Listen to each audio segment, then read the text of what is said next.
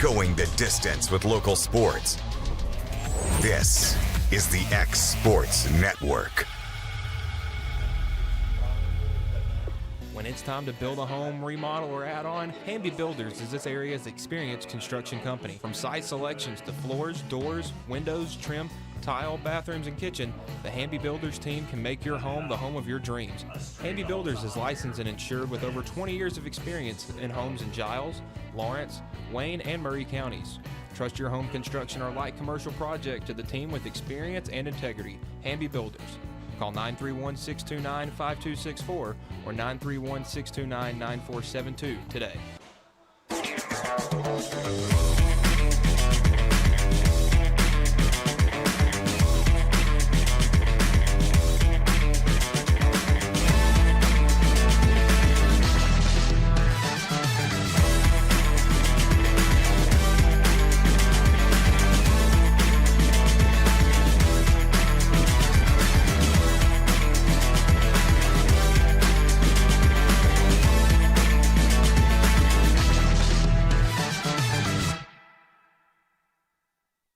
Bring your outdoor dreams to life at Loretto Nursery and Landscaping. This one-stop shop can help you get your project done from start to finish. Go see for yourself. They have a wide variety of plants, from tropicals to ferns and trees, plus hanging baskets. What they have to offer goes beyond what looks good. They also supply concrete, mulch, compost, and drainage culverts. Don't forget about their on-lot buildings and chicken coops. You think that's all? You can also stop by to fill up your propane tank. Loretto Nursery and Landscaping has you covered. Stop by 409 South Military Street.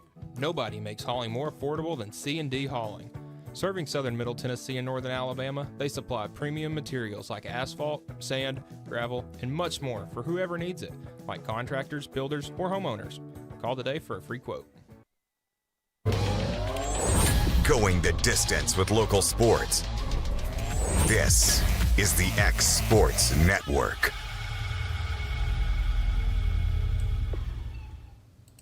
And welcome everybody here to the Friday Night Likes week number 4 edition here as we get you ready for all the high school football going down in southern Middle Tennessee and northern Alabama. AJ Good here with Michael Marks. And Mike, we got another exciting slate of games coming up here in week number 4. Some teams trying to separate from the pack and some teams just trying to get into the pack. Yeah, I mean, obviously, we've seen varying levels of success from teams here in Lawrence County. Obviously, the Wildcats still undefeated, Summertown with that one loss, and Loretto trying to get in the win column. And, looking at the slate, it looks like a good opportunity for all 3 of our in-county teams to pick up a win tonight. Yeah, let's start with the first one right across the way here. Lawrence County on the road at Spring Hill. Spring Hill at 0-2, Lawrence County at 3-0, and they're county champs and cowbell champs for the first time ever that we can think of, unless people know of another time off the top of their heads. I'm sure they've done it in basketball, baseball, and some of the other sports. But, wow, what a great first 3 weeks for this Lawrence County team to start off the year at. Yeah, honestly, came in with, they didn't know what to expect. It was a first-year head coach for the first time in a long time, so it was going to be a lot of change, and it seems that change has been very good. Obviously, it was a slow start for that first game at Summertown, but really ever since halftime of that game or late second quarter of that game, it has just been, kind of a head full of steam, just running through everybody, it feels like. Offensively, they've been great. Close to 400 yards total offense for every game so far this Lawrence County team has had. And, man, they just keep rolling. I mean, it just seems like every game, no matter what the competition is, whether it gets better, whether it gets slightly worse, they seem to rise to the occasion and above. Right? Yeah, I said yesterday during our exports today that they honestly, it kind of felt like a lion almost, or a snake. They would kind of sit there and wait until their moment to strike, and once they did, it's over. And it's been that way in all 3 games. Yeah, they got the Spring Hill team tonight, 0-2. Hasn't looked that great. First-year head coach. Their quarterback's really good, Lionel Brooks. But this is going to be a challenge. It's almost a trap game. Region game is coming up. Your first one against Columbia on the road next week. You certainly don't want a letdown going into that. Yeah, and Spring Hill's obviously had a rough season, but they've played 2 very good teams coming in, Summit and Richland. And obviously their game last Friday was rained out, due to the bad weather. So, they've almost pretty much had 2 weeks to prepare for Lawrence County, which does bode well for them. But I do think that the Wildcats, they play like a team that doesn't look ahead. So I think that they'll be ready for a good team this week. Well, speaking of the Wildcats, we were able to catch up with them earlier this week. Here's what they had to say. Hey, Garrett, obviously a big win that you guys had here the other night, and beating them for the first time in over a decade, and bringing the cowbell back here to Lawrenceburg. Yeah, listen, it's always a big game. It's always been a big game. I think it was at 60, 61 times we played now. That's almost double the age of most of our coaches on staff. And so, it's been a long tradition for a long time, and it's always been a great game. Always a good, great crowd, and the cowbells add a mystique to it, that's kind of been going on for Mickey Dunn and through all the greats that have come through Lawrence County, and we're just fortunate that we made enough plays to come out with them on Friday night. So very happy. That was huge in our moral, and going on to district and going in with a big lead and going in 3-0. It's been a while.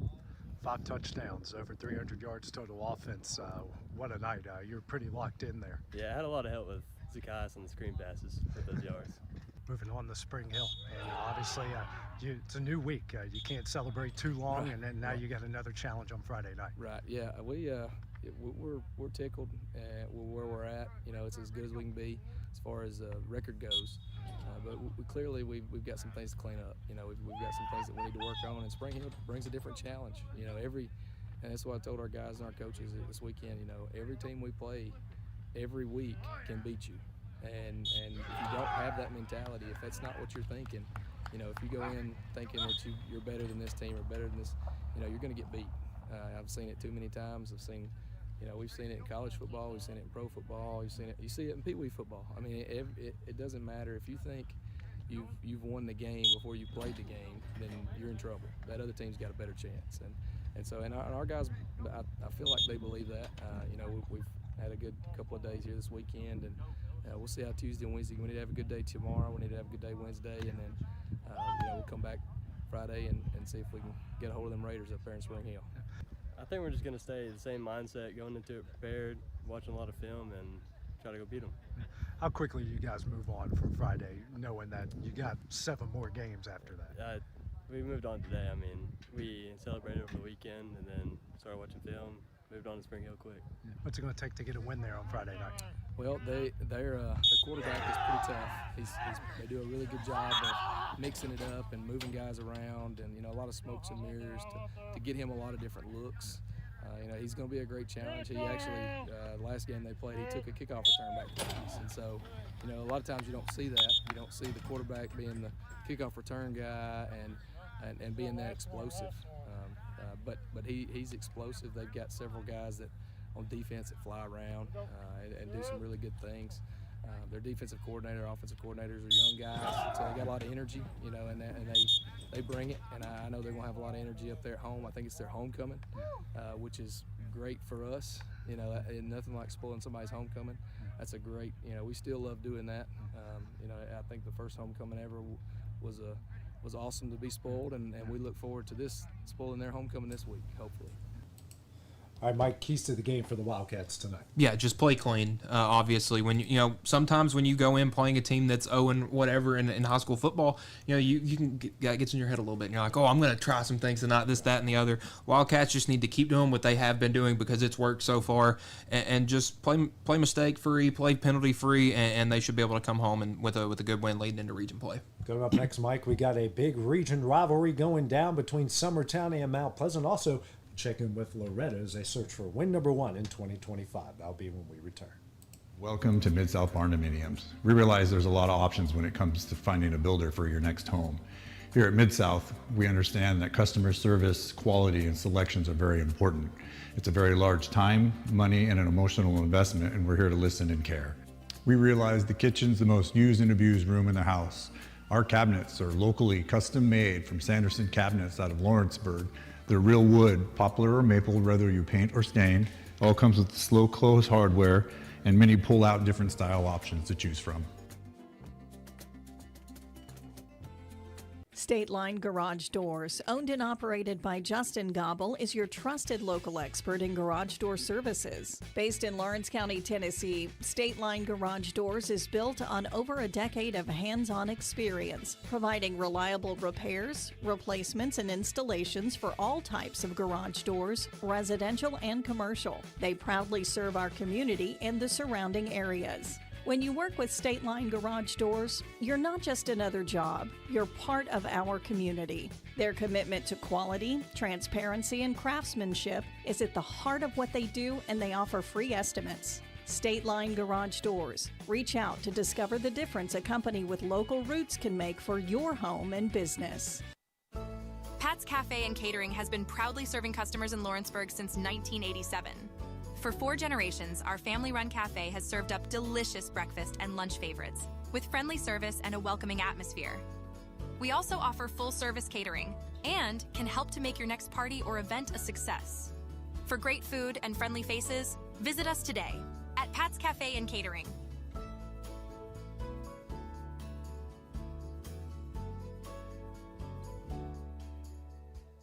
Working with Gina was great because she really knows this area. I gave her the specifications of what I was looking for, and she took me right to my forever home. I met Gina when she sold my son's home within 5 days after it hit the market. With my home, from the day the sign hit the yard to the day we signed the papers, Gina was there every step of the way. Her involvement in the sale of my home was the best decision that I made. We never felt like Gina was pushing us to make a deal with a buyer. She knew what we wanted, and she worked diligently to get us the best offer for our properties. Working hard for my clients to make their dreams come true. Let me work for you.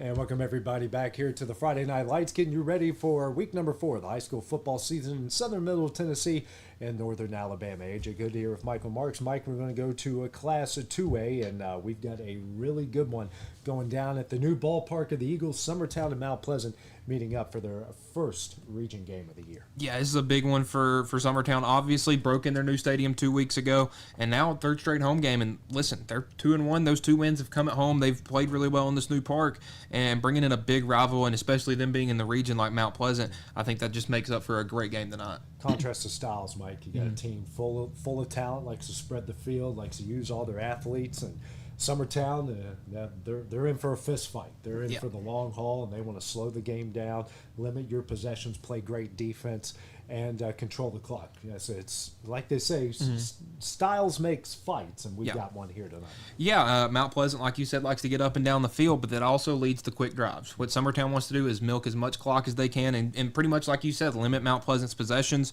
And, you look, the most points scored in a Summertown game all year was this last Friday against Cascade when they combined for 44 points. Yeah. So points are going to be at a premium. In Mount Pleasant, I would like to see, if there's a moment where they get down, how they respond. Because obviously the way Summertown likes to play, if they get ahead, it's hard to come back. Summertown 2-0 in their brand new ballpark. Let's hear what the Eagles have to say going into week number 4. Good win here again against a really good team the other night. You guys are 2-0 in your own ballpark right now. It's a good stat, isn't it? I like that. I hadn't thought about it. Yeah, it's a good win. All wins are good, but Cascade was a good football team. That was a real challenge for our guys, and I told them this morning, man, that's a real good win for, first of all, believing and then overcoming adversity. We had some kids going out here and there, and the elements we had to wade through. So a good win for a lot of reasons. Yes, sir. Good team. Good practice for our region games coming up. Really good win. What's it been like here at this place? Having your own place. I think it's like your kids play pretty inspired here.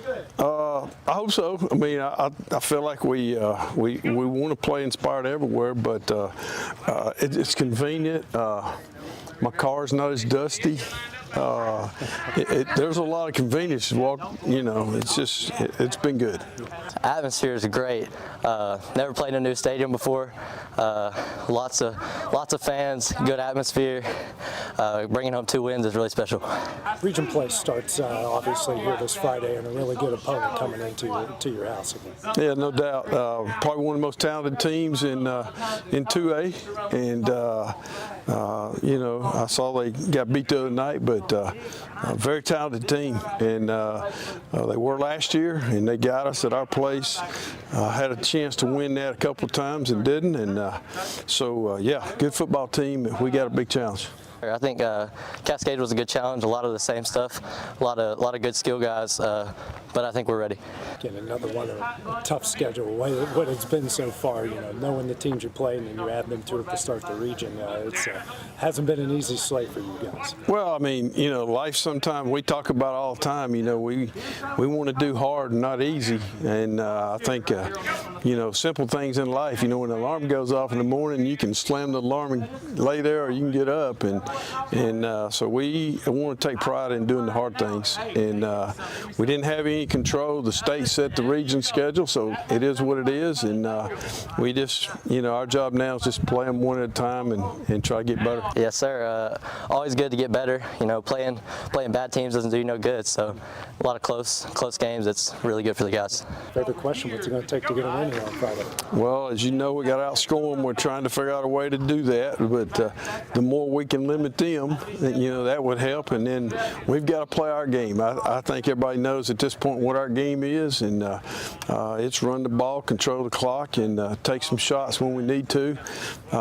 Some people may say that's boring, but I think we're pretty efficient with our guys, and I know one thing, it's been fun the last couple of weeks, and everybody here's had fun, including these guys, so we're not shameful at all about playing our game, and that's what we got to do. So obviously Summertown tonight, Mike, is looking for a ball control game. I mean, look, numbers wise, don't have a ton on this roster, but what they do have is really, really stinking good. Yeah, and they're gritty too. And I'd take a gritty team over a team with skill any day, especially the way Summertown likes to play. They want to punch you in the mouth, and with Mount Pleasant, they kind of got their fair share of that last week with Forest. I think that would prepare them well for Summertown. But I'm gonna go with the Eagles tonight. Yeah. Well, speaking of Mount Pleasant, let's see what they have to say going into this big rivalry matchup on Friday. I know the other weekend, I guess you can say, didn't go the way you guys planned, but a lot of good stuff from you guys there the other Friday and Saturday. Yeah, no doubt. We didn't get the outcome we wanted, but, we knew it was going to be a tough game versus a good Forest program. Really, really special player there. They got it running back and tough quarterback and big offensive line. But we learned a lot about ourselves. Throughout that game, playing good competition, I think you normally learn more from those situations than blowout games.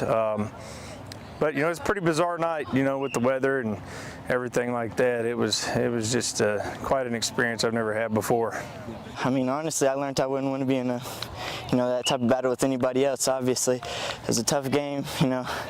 A lot of lightning delays and stuff, and it kind of threw off our momentum at the end, but it doesn't define us as a team at all. Like you mentioned, good competition. It's only going to make you guys better in the long run.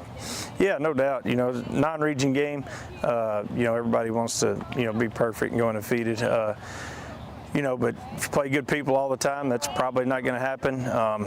We got to correct the mistakes, that we had.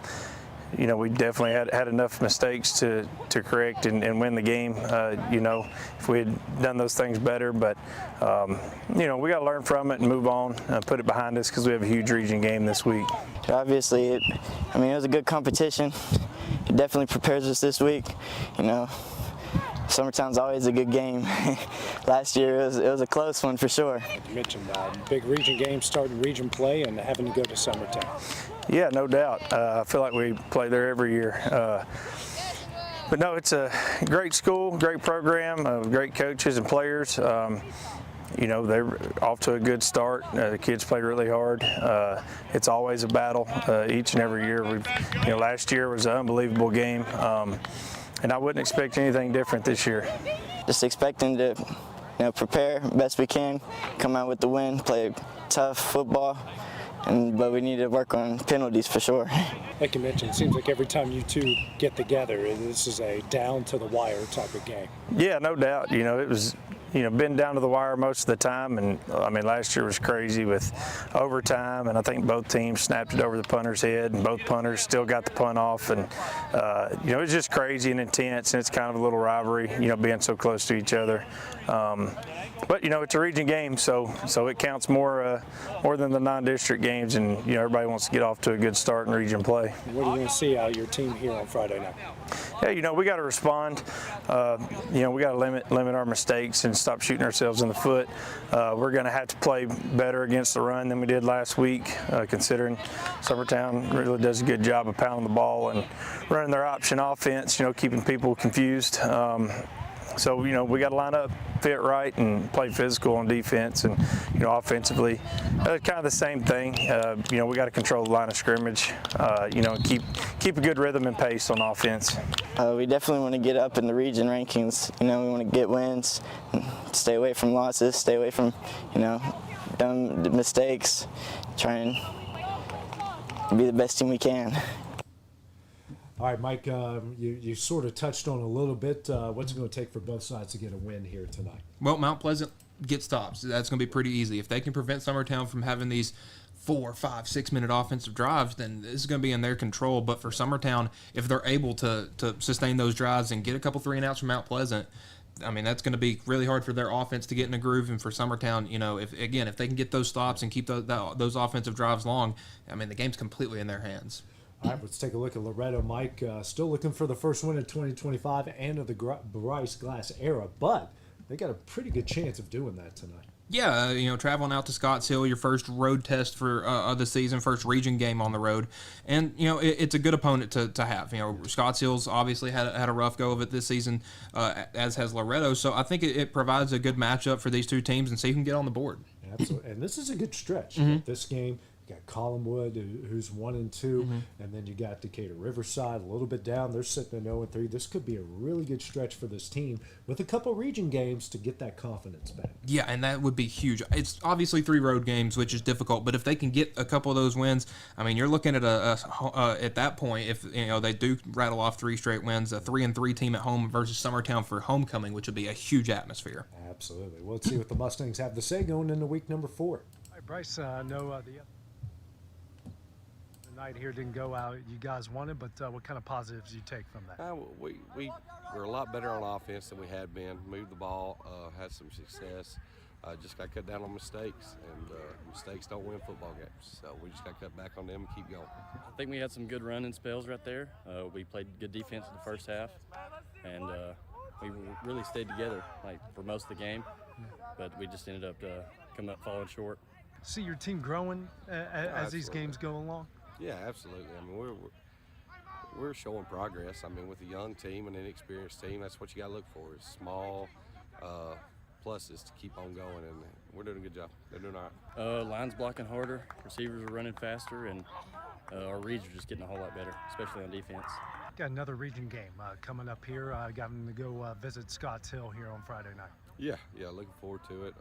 They got some young guys too. They're a young team. Looking at their roster, so should be a good game. Looking at the stretch of games, you feel like this is a kind of a good time for you guys to get on the right track here and get some confidence? Absolutely. These next 2 are big, especially going into Riverside. Their win-loss is not very good, but I mean, you know what you're going to get when you go over there. They're a good football team. So these 2 games are important for us to get going on the right track. Very important. The next 2, well, it's mostly important just because it's the next game, but these next 2 games we got to win. What do you want to see out of your team on the road there on Friday? And we got to keep competing. That's been my message since day one, is with a young team, with an inexperienced team, you got to compete every play. And I gave them the analogy the other day, we're splashing. We show splashes of good plays, but in positive plays, we got to become more consistent. So. All right, Mike, keys to the game for the Mustangs here tonight. again, win the turnover battle. They've struggled with that the past couple of weeks. And try to have a balanced offense. I mean, we've seen, in week 1, they try to throw the ball a lot. And they saw some success with that. Last week, ran the ball a little bit more, didn't throw it as much, didn't see as much success. So, try to have a balanced offense and get a couple of stops. Have a couple of drives where your offense looks good and your defense looks good, not one or the other. And I think they can come out with a good region win. All right, Mike, we're coming up next here. We're going to check in with Class Single A in the state of Tennessee, Wayne County, Collinwood, and Richland. Also take a look at our Alabama game of the week as Decatur visits Muscle Shoals. Here at Fields & Brown Barbershop, legacy means a lot. We're trying to fill big shoes left by my 2 uncles and my grandfather, where every haircut came with conversation and every customer left a little taller than when they walked in. The barbershop is about pride. It's about knowing your barber knows your name and your story. Come see us at Fields & Brown Barbershop, where tradition never goes out of style. 3 generations, 1 legacy, your barbershop.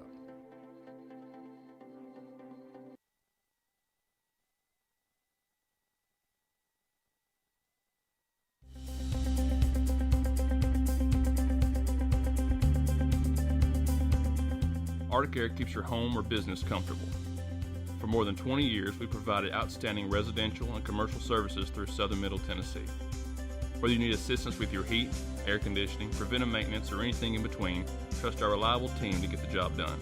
We'll take the time to figure out your specific needs and recommend what we believe is right and best for your situation. We've been using Arctic Air for over 15 years now. Their service is great, they're here when we need them, and their prices are competitive. They take the worry out of the heat and air so I don't have to. Arctic Air, when you need us, we'll be there.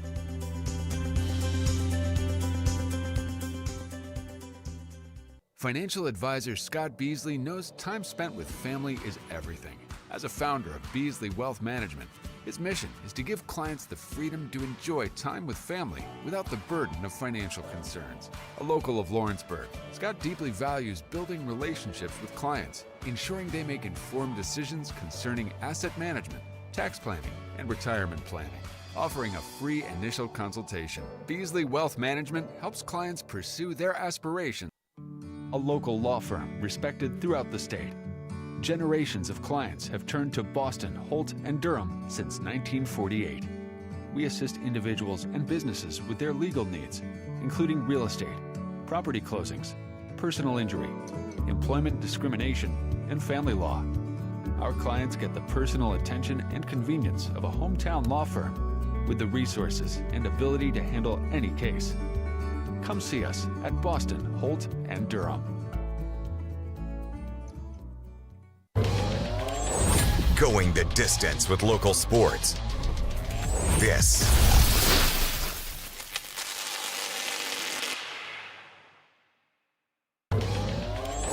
Going the distance with local sports. This is the X Sports Network.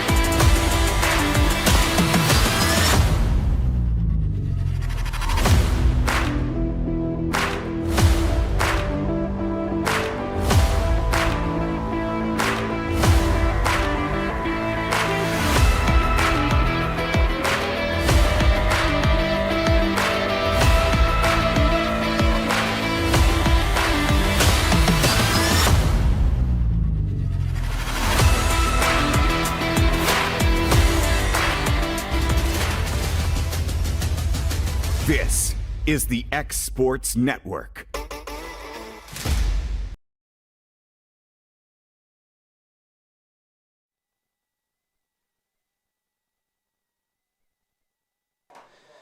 Welcome in to Friday night football action here in Summertown, Tennessee, as the Summertown Eagles open up a region play as they'll be facing their foe from across the county line in the Mount Pleasant Tigers.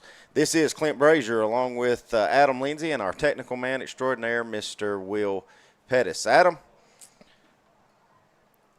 I don't know if I've still gotten over last week, that heart attack game against Cascade, but I think we're in for another good one tonight.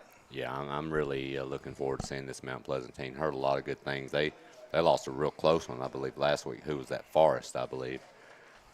They've got that great running back, so I heard that was a really good football game. This Mount Pleasant team, they're going to come in. I've heard a lot about their offense. It's high-powered. Summertown's going to have their hands full tonight. Well, getting into that schedule, Mount Pleasant, they scored 90 points in their first 2 games and gave up 0. But that was against Battle Creek and Zion Christian. Now, they did have a tough loss last week against Forest, where it's actually, I think it was one of those that started on Friday night and finished with 5 minutes to go on Saturday, and Forest came out with a 24-21 win in that one. So they're coming in here at 2-1. Summertown with 2-1, their lone loss at Lawrence County to open up the season, and good comeback behind wins against Wayne County and then last week against Cascade. So, Adam, this one is got a little bit extra on it because we're going to be calling out a couple of kids' names that we've been calling for a while that used to play at Summertown, but they're at Mount Pleasant now. So, with that said, this is big, Adam, because you want to start out right in your region. Yeah, it is. Like I said, these young men that came from Summertown, they're very talented. We know them well. They're going to be tough to deal with. Summertown's going to really have to play their game, try to limit Mount Pleasant's chunk plays. Hold that football, man. Turnovers are going to be big tonight, and Summertown's just got to convert these third downs, keep Mount Pleasant's high-powered offense off the field as much as they can. Basically, Summertown's got to do what we know their recipe is to do to be competitive. And I think they can do that. I'm curious to see, but I know it's going to be a big test tonight. Well, getting on that Summertown side of it, Adam, we said last week that if Summertown was going to have any chance against Cascade, who was much deeper, who was much bigger, and I would say probably more faster than Summertown, you had to almost play perfect with no turnovers. Summertown did that last week. They did. They played almost a perfect game, and I got a feeling, one thing we haven't touched on with this Mount Pleasant team, all-world, Mr. Jaden McClure, 6'1", 210 senior linebacker and running back. He didn't play the first 3 weeks for Mount Pleasant. He's here tonight. Yeah. So you've got an even harder task if you're Summertown. So I think that's got to be keys to the game. I'm not saying you're never going to play perfect, but you've got to eliminate turnovers and you've got to clean things up. Well, and let's just be honest, Summertown's offense is built to get ahead, stay ahead, run things out. They did a great job last week. Second half, they really didn't do a ton against Cascade, but they really jumped out quickly. I believe that 10-0 lead. You have got to do that if you can today. You do not want to get behind against this Mount Pleasant team where you're having to, heaven forbid, come back from multiple score games. This offense isn't built that way. Yep. So you have got to jump out, protect the football. It does look like that Summertown will be receiving the kickoff. I do believe that Mount Pleasant won the toss from watching the deferred, and they deferred. So Mount Pleasant did win the toss, but they have elected to kick off Summertown, so they'll be getting that ball in the second half. Looks like Case Braden, number 32. He's a place kicker for Mount Pleasant, set to get things started. You've got Michaela Powell, who had a great game last week. You also got Colton Pugh, who had a huge first down that kept a drive alive and kept Summertown in it last week. Back to receive for Summertown. Summertown in their home blues. Mount Pleasant with their red pants, white tops, white helmets. And it's a pooch kick. And it's a good return for Summertown. Let's see, Lincoln. Let's see, is that Lincoln Wilson? It was. Freshman getting in on that, comes up, catches that one. Hey, that's big for that young man because that's the same young man that let that ball drop against Wayne County and gave him the football to start the contest. But we talked about Clint progress. That's right. always what you want to see. And just try to get better. Hey, good starting position. You got to like this starting on the 45-yard line. I'll tell you one thing other, Clint. I got a ride from the golf cart up here from Mr. Marion Klinghardt. He said that grandson is ready to go tonight. Good. So, and he seems healthy, so he should be there. I asked his dad. He said, "Well, we got him in bubble tape, but he's wrapped and ready to go." Speaking of Canaan, he's going to have a flag on his first carry too. But Canaan with a good 6-yard run there on first down. That comes in very late right there at the end. Let's see what we got. I don't know. We've got a face mask maybe. I don't know. Have to wait and see what the official lets us know. Personal foul, face mask on the defense. So add about 15 to that. Will, what are Will, you're pointing at the replay for me to see. Yeah, just kind of reached from behind. Looked like Nazari Carter reached in there maybe last minute. So now one play in Summertown's already across midfield on around the 39 of Mount Pleasant. Give a big shout out to Eagle Nation. You have showed out well again for this third home game in a row. Welcome in this new stadium. Hoffman in motion, back to throw on the first play, looking for the home run ball, leads it just a little too much. Good coverage there as well. Mount Pleasant, Hunter Holt on that coverage, as Powell really wasn't open. But, hey, I like the play call there. Try to go for it there on that first down, see if you can catch them slipping. Well, and I think they're getting more faith every game in this young quarterback, too. He showed us that he can really throw the football as the season's progressed. So I like it, being aggressive. Got Hoffman and Powell out here toward us to the right. Jake Pettis to the left. Klinghardt in the shotgun formation by Dillard. Dillard going to hand it off to Klinghardt. Klinghardt bounces off a couple of defenders, then it's going to power forward at around the 30. It's a good pickup there. Mount Pleasant does have some size in the interior, but I will also say, too, I would venture to say this team has really good speed. Yeah. I'm curious to see how Summertown, when they test that edge, how effective they might be. Well, that was what I was going to say. It's not going to be as easy for Pugh and Powell and Hoffman to turn that edge and break away. That's for sure. I mean, you got Niehaus out here on toward us, and we know how quick he is. Dillard going to keep it and then pitch it out. Powell's got some running room, picked up a block. Great block by Jake Pettis.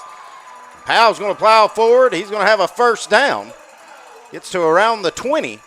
Well, and Powell did get to the edge, but I'm going to tell you what helped is that fake handoff inside that pulled everybody in, and that's a nice little wrinkle.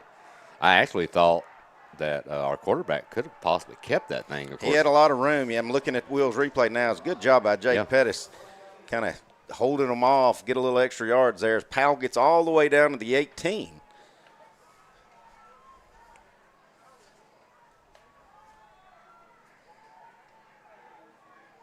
Back under center is Dillard. He's got Klinghardt right behind him. Going to hand it to Klinghardt, and that's snuffed out. Yeah. First tackle for loss. Cannon's going to lose one there, as Mount Pleasant was all over that. Big number 5, Easton Plunkett. Yeah, he was a 6'1" sophomore, 225 pounds. We don't have any sophomores look like that, boys. Well, I'm going to tell you, there's a young man right there, number 63, too. That is a really solid-looking. Yeah, I had him circled. Paxton Williams, another sophomore, 5'10", 320-pound sophomore. All right, so Summertown trying to make some up now. 2nd and 11, ball on the 19 after that 1-yard loss on first down. Going to hand it to Klinghardt again. He's going to get the yard back, but not a lot. Just not a ton. It seems like Mount Pleasant, Cascade kind of really clamped down as the game went along. Mm-hmm. Summertown busted a few up the middle here early in this drive, but Mount Pleasant's kind of clamped down a lot.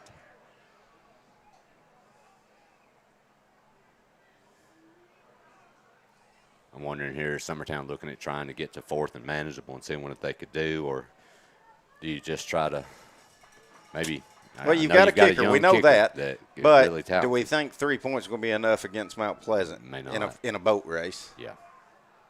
But get the first down, you won't have to worry about it. Dillard's going to keep that one, but he's tackled down from behind. Good pursuit there by Jalen Smith, 6 foot, 150-pound senior wide receiver and defensive back. So that'll make it 4th and about 4. We'll see what Coach Dan Winfrey wants to do here with 8:45 to go in the first quarter. Well, and that's something you haven't seen this year is that play getting caught from behind. Mm-hmm. I mean, I'm going to tell you, that speed getting around that edge right there, that pursuit, that's just tough to deal with. I would honestly look. You got 18 on the play clock still. I'm kind of expecting a hard count here, Adam. See if you can get Mount Pleasant to jump. Yep. Dillard's under center. Still no snap, maybe what Summertown's trying to do. And now we're going to get a timeout by Summertown and talk things over. We will take it with them here on the X Sports Network.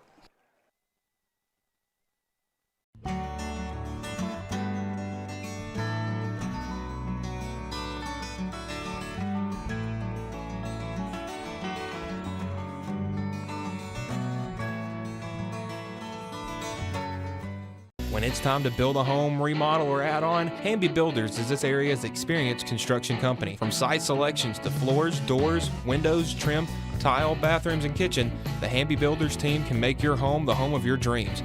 Hamby Builders is licensed and insured with over 20 years of experience in homes in Giles, Lawrence, Wayne, and Murray counties. Trust your home construction or light commercial project to the team with experience and integrity. Hamby Builders.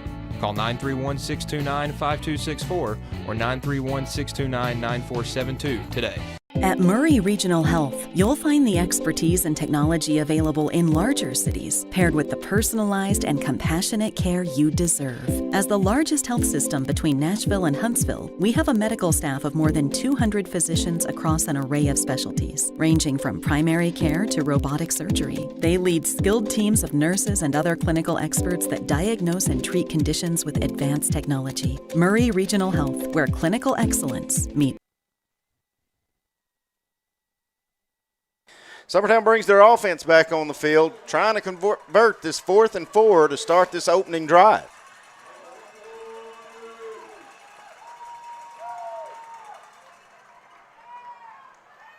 Man in motion, that's Powell. Going to pitch it out to Powell. Trying to turn edge, and he can't. No.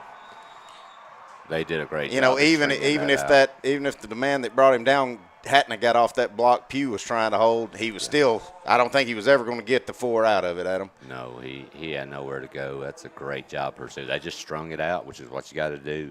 Allow everybody time to get there. Great job. All right, so now we see this high-powered Mount Pleasant offense. Also notable name, new member to this Mount Pleasant squad that everybody's probably used to, not from Summertown, but from Lawrence County High School, Mr. Cale Scott. Yeah. Adam, you know Cale real well. We do. It's hard to believe he's out there running quarterback. I feel like you ought to be off peeing in the bushes somewhere at his big sister's softball game or practice. Going to hand it to McClure on that first one. He's tackled down, but another late flag comes in, and usually when that happens, you know what that means. Yeah, you have to assume that could be a face mask on Summertown. I didn't see anybody jumping on or anything as far as that goes. Mount Pleasant's backing up. Never holding on Mount Pleasant. And I think that was McClure on that carry. It was kind of jumbled up there.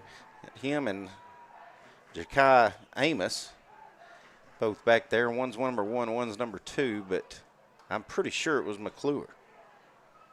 Trying to figure out how they want to assess this penalty.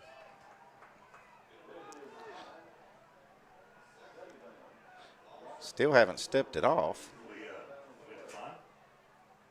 I guess Summertown did decline it, Adam. They got a loss of 2 out of it, so I guess they'd rather have the down. Well, that's what I was thinking. I'm wondering if you don't do that. You basically shoved them back 2 yards there. You may just decline that. Niehaus and McCrory beside Scott. Now we got another flag, and I think Summertown got an offensive lineman to jump early. Will be a false start. Looks like number 53 for Mount Pleasant, Carson Howell. If you're Summertown, you definitely wanted to come away with points, but if you did anything, you really pinned Mount Pleasant down on their end of the field. So you did accomplish something here. So 2nd and 17, same formation. You've got 2 receivers out to the left. You've got McClure in the tight end position. Scott going to keep it. Going to try to plug it back up the middle, and he's going to be tackled down for a loss. Tupper there on that one, as was, let's see, big number 56, Heath Benefield. So that'll make it 3rd and long for Mount Pleasant here on their opening possession. Yeah, Summertown's done a good job. They've really kind of pinned Mount Pleasant down on the 2 plays that they've had. They've gotten the backfield pretty quickly. Curious to see if Mount Pleasant's going to try to open it up here this deep in their own territory. You have McClure's going to go in motion. They are. McCrory in the backfield. Scott back to throw, shorts it, trying to hit McClure on the out route, just on the quick slant. And Mount Pleasant's going to go 3 and out. Make it 4th and 15, going to have to punt it away. So if you couldn't get a score if you're Summertown, you got the absolutely best defensive stop you could get. Yeah, I mean, you'll take that all day long. McClure, I'm wondering if the quarterback thought that was maybe going to be a comeback or something because that, but McClure, he just kept on running down the sideline. So a little bit of miscommunication. If you're Summertown here, you're looking to get really good field position again, unless you, heaven forbid, muff something. Punts away, and it's a boomer. It's going to be over toward Pugh. Pugh's got it. Cuts it up the sideline. Pugh's got some running room. Makes another man miss. It's going to go out at around the 15-yard line. Well, I think they're going to say he went out a little farther back. But either way, the 25, great starting position if you're Summertown. Boy, Pugh caught that, and he was like he'd got shot out of a gun. Pugh was had made his mind up before that football ever landed in his hands, man. He just took right off down that sideline, which is, hey, not a bad decision. You get in trouble there, you can always run out of bounds. So there's nothing. But, yeah, man, that young man, he turned on the Jets. It's early, Adam, so absolutely no way am I saying you got to abandon anything. No. But do you maybe see Summertown maybe taking a shot at throwing the football here? Because we weren't successful at all on anything we tried to pitch out and catch an edge on. Dillard's going to keep that one on the read. He's going to go down after a very short gain. Well, it's slow. Your slow developing plays are what's hurting Summertown right now, where you have the handoff and you allow to get, dragged down from behind. You've got to get quick hitters, and no matter what that is, use some misdirection, but you've got to get through your progressions quickly because this Mount Pleasant defense, man, with their size and their quickness, you just do not have a ton of time, Clint. Pugh going to come in, Hoffman going to come out. 2nd and 9, 6:33 to go here in the first quarter. Both teams have had a possession. Both teams went forward on Summertown goes forward on 4th down in Mount Pleasant territory, and Mount Pleasant gets stopped. Mount Pleasant gets some penalty yardage against them on their first opening drive, and they go backwards and have to punt it away. So that's where we are now. Summertown plows it forward with Klinghardt. He's not going to have the first down, but he's going to make it 3rd and very manageable. Yeah, that's a solid, good 4 or 5 yard gain there. You can take that. The question is here if you're Summertown, I mean, you'd love to you really need to get something on the board here after having it this deep in Mount Pleasant territory twice. Well, my thing is nothing that's going to go negative here. Yep. Even if it's something as simple as Dillard catching it in the shotgun and plowing forward to get you 2 to 3. Yep. Dillard will go under center. He's got Schaefer in there now as his running back.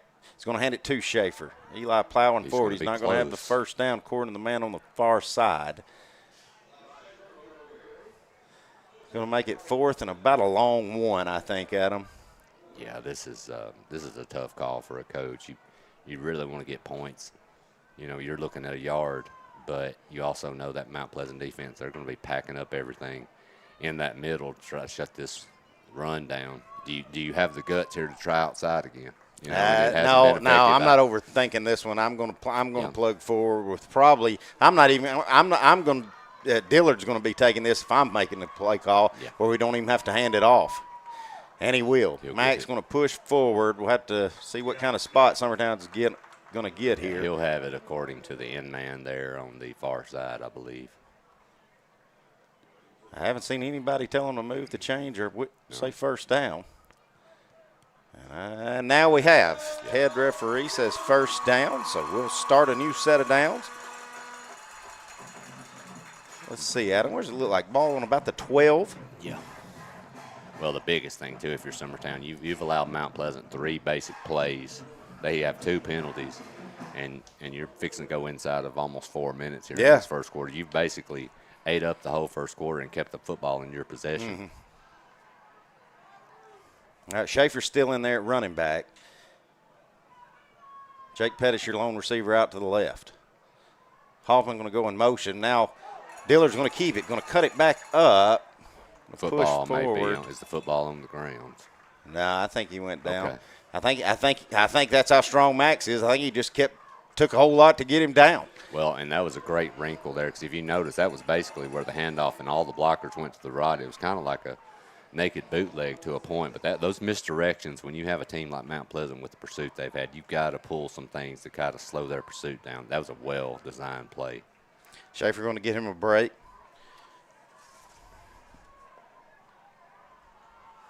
Cannon Klinghardt going to come back in. He'll be your lone running back. Got Pettis out here to the right. Hoffman to the left in the slot position. Powell, slot position to the right. Powell going in motion. Hand it to Klinghardt. He gets tripped up, but he fights it off, powers forward. Cannon's going to be close to a first down. Oh, I think we just had the fumble flag come out. We did, and Mount now Pleasant referee's has going to the have to football. talk, see if he was down. Well, they were showing clock stoppage, but all the officials were waving their hands, stopping the clock, which would mean change of possession. Oh, change of possession. Yeah, because you have a change of possession. They also just got Mount Pleasant's football from the other team as well, from their own team. So it looks like this will be a fumble, and it will be. So first mistake of the game is going to go against Summertown. Marching again. Got inside the 10-yard line, and I couldn't really see. I can't really tell from Royal's replay. It's just jumbled up. Klinghardt definitely thinks he's down.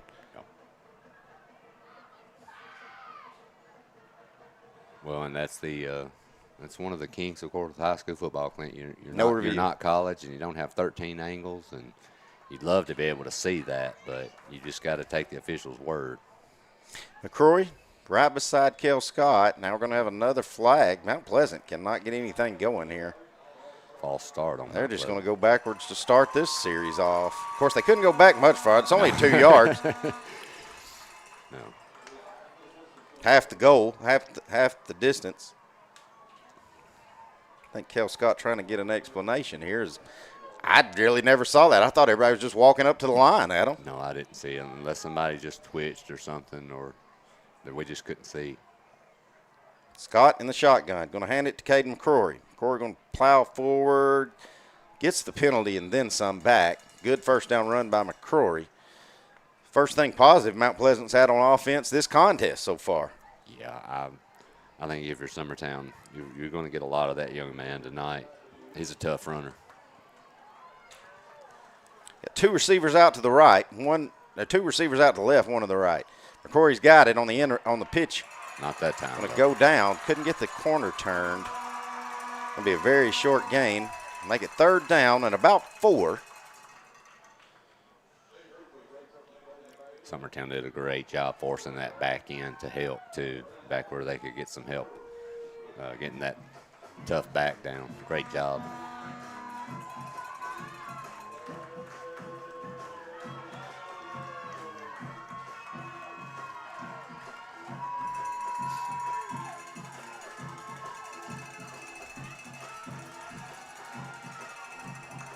All right, Scott in the shotgun.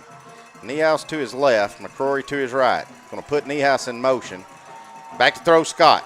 Kale, across the middle, he's got a man, he's there. Going to be the first down and then some. Good out route, good little slant to J.P. Easterling, 185-pound junior. I remember Easterling from last year, Clint. He played quarterback some. And might have, yeah. He's a talented kid. Yeah, well-designed route, well-ran route, and a good throw there. All right. First down for Mount Pleasant. They've got something going. Going to pitch it to Easterling again. He's trying to run around the edge. Got some laundry that came down on the field, but Easterling's going to have a first down before he goes out of bounds. That would usually a sign of an area of holding, but we'll see unless it is. Will be a hold against Mount Pleasant.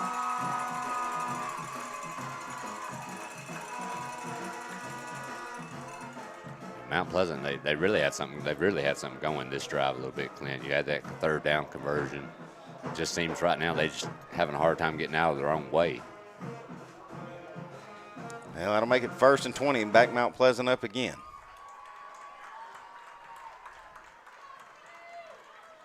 Niehaus to the right of Scott. McCrory to the left. Scott back to throw. He's got time. Now he's being flustered. Summertown's going to wrap him up. Sack! Kanan Klinghardt in on that tackle as Scott's going to go down there. 1:30 to go. Make it 2nd down and about 15. Kale was looking deep, I think, down the middle, but Summertown had a safety deep and a guy pretty much flat covering him. He just about ran out of options there. I think he did all he could do. Excuse me, I said second down and 15. They're saying that's a 2-yard loss. Make that second down and 22.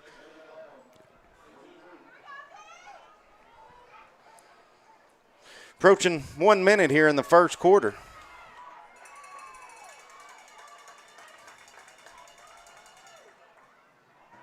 Scott, back to throw. Quick slant over to Niehaus. Niehaus makes Pettis miss. Then pushing up the sideline, and Powell's going to knock him out of bounds. Going to be short of the first down, but it'll make it third and very doable. That will. Curious here if you're Mount Pleasant.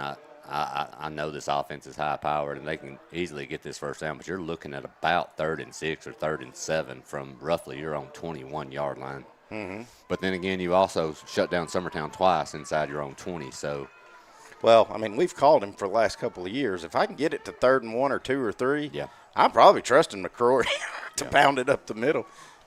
They're going to the shotgun. Scott, back to throw, rolling to his right, looking, firing across. Got a man there. That's Niehaus again. Pettis going to knock him out of bounds, but Mount Pleasant's going to have the first down.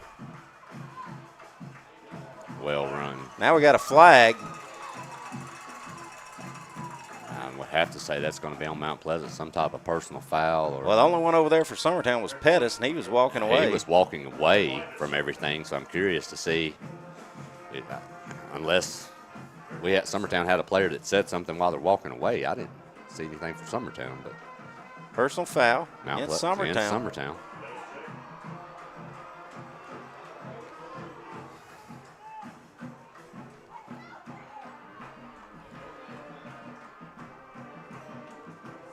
All right, so Summertown reeling a little bit here. Yeah. Mount Pleasant now, they're getting in business a little bit now, up to the 46-yard line. And hand it off. McCrory going around the right edge. Boy, he got that head jerk back. I was waiting on a face mask. Nothing there. But a good first down run by Caden McCrory. Make it second down and short. We'll see if Mount Pleasant wants to get another playoff before we change quarters.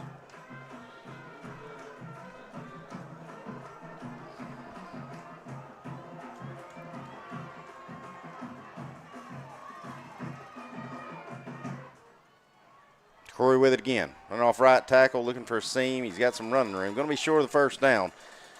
But it'll make it third and very short. Mount Pleasant is across midfield. When we come back, it'll be second quarter action here on the Exports Network.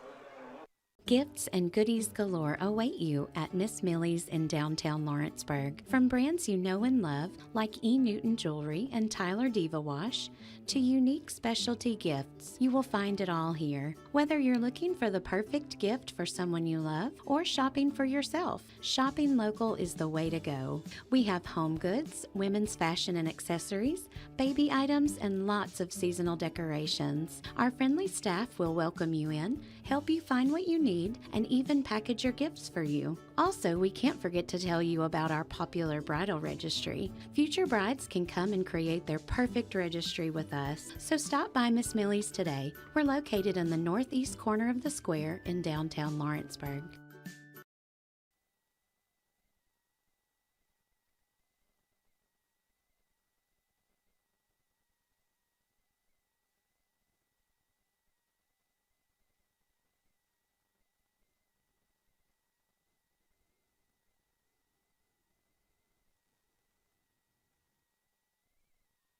Back at it here on the Exports Network. Ella Busby just won her $100. We've had 2 kids 2 weeks in a row. I know. Make field goals. Good job, Ella Busby, kicking that through. Mount Pleasant got something going now. We got a false start on everybody. This may be one everybody moved from Mount Pleasant except for the center. This may be one of those false start offensive line calls Yeah. we've seen on a few movies. So, yeah, that just a little bit of literally. Watch Will's replay right here, Adam. Everybody except the center. Yep.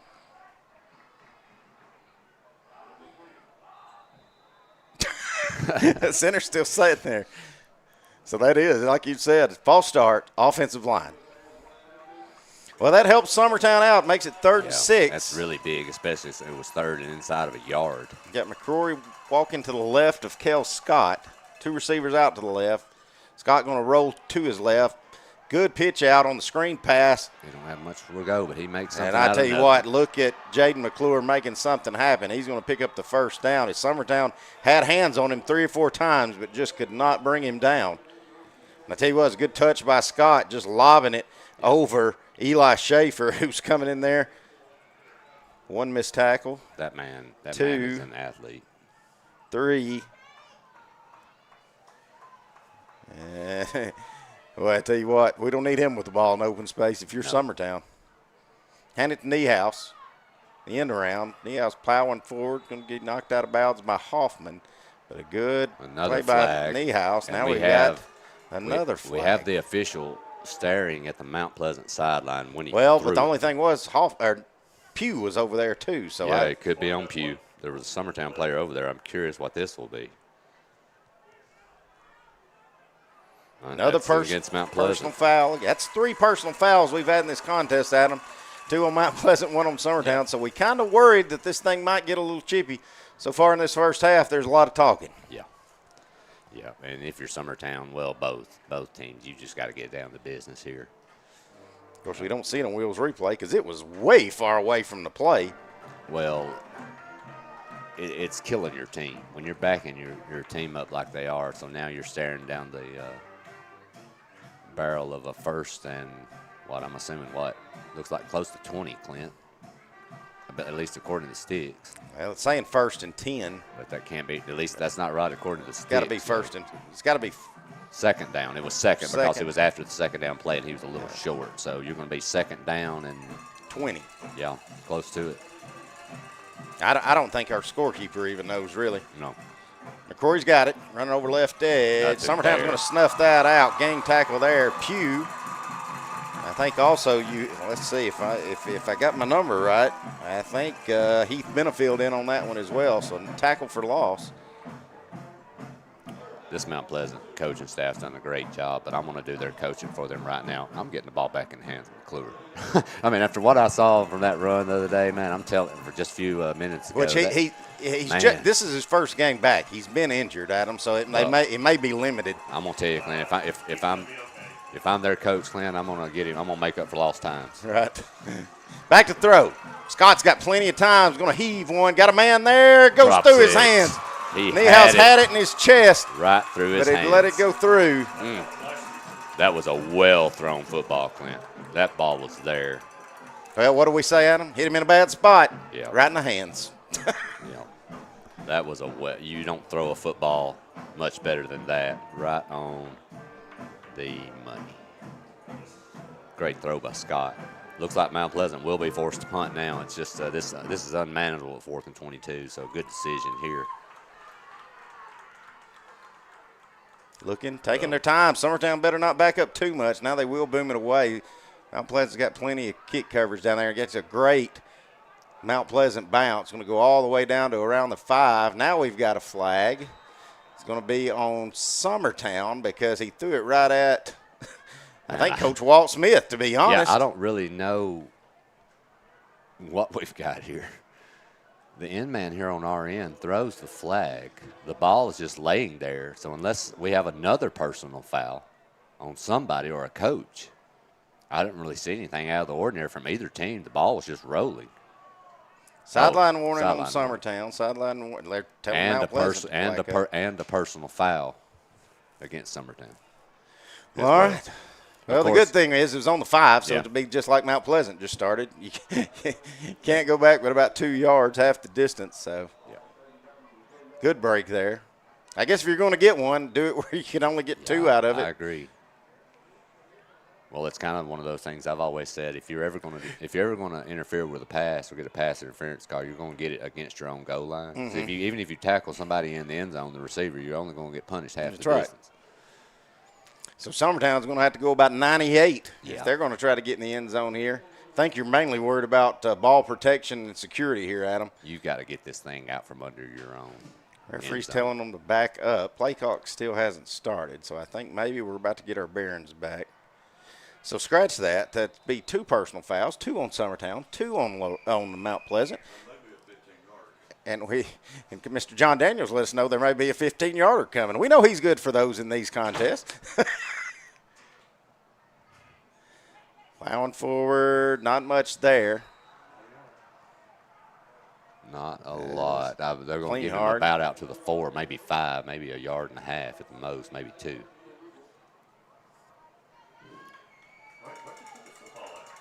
Just inside the 5. So Summertown was about 2nd and 8.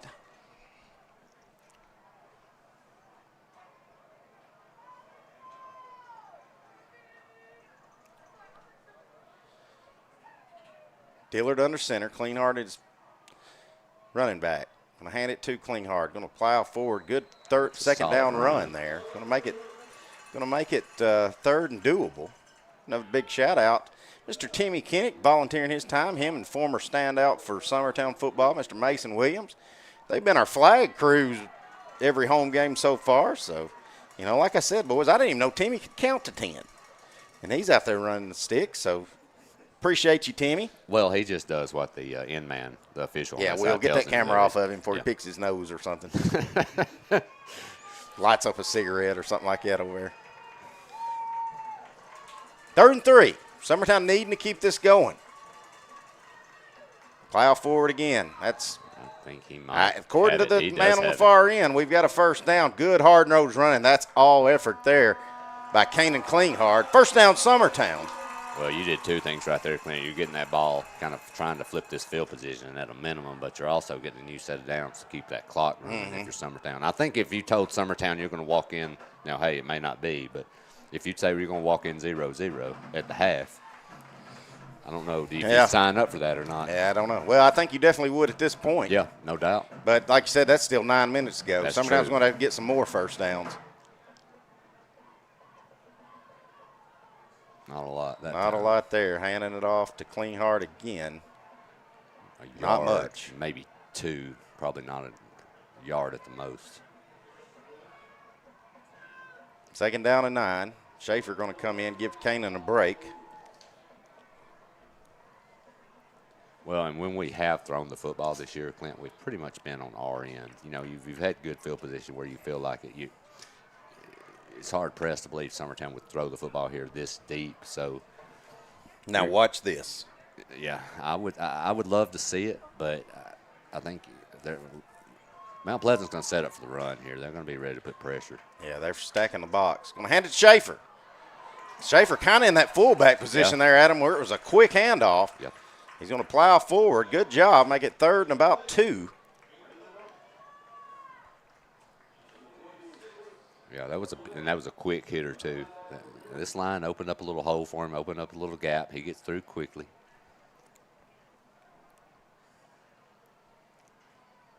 Max Dillard with just under 8 minutes to go, bringing his team to the line. Summertown's had their opportunities. Trying to make something happen here on this possession. Dillard going to keep it. Push forward. Dillard going to plow ahead, fall down, going to have the first down. Good read there by Max Dillard. He's going to keep the chains moving. The end man on this side from Mount Pleasant, defensive end, man, he just collapsed on that fake. Clint Dillard had just free reign to get around the corner. Yeah, Nazari Carter, 6'1", 170-pound junior. That's a good-looking specimen as well. Yes, it is. Got a good break that he just kind of sucked in there on that fake handoff.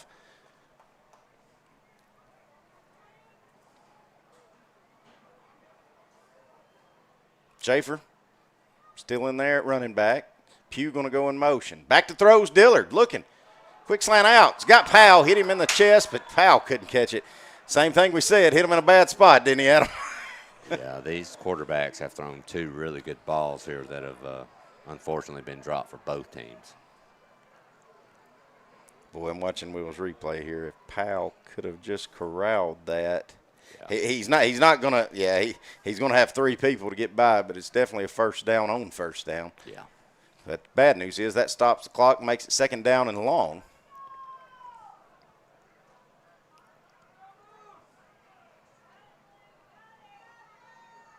I'd do it again. Pugh in motion. Going to hand it to Powell. Cuts it back up the middle. He's going to plow forward. Powell with a good second down run.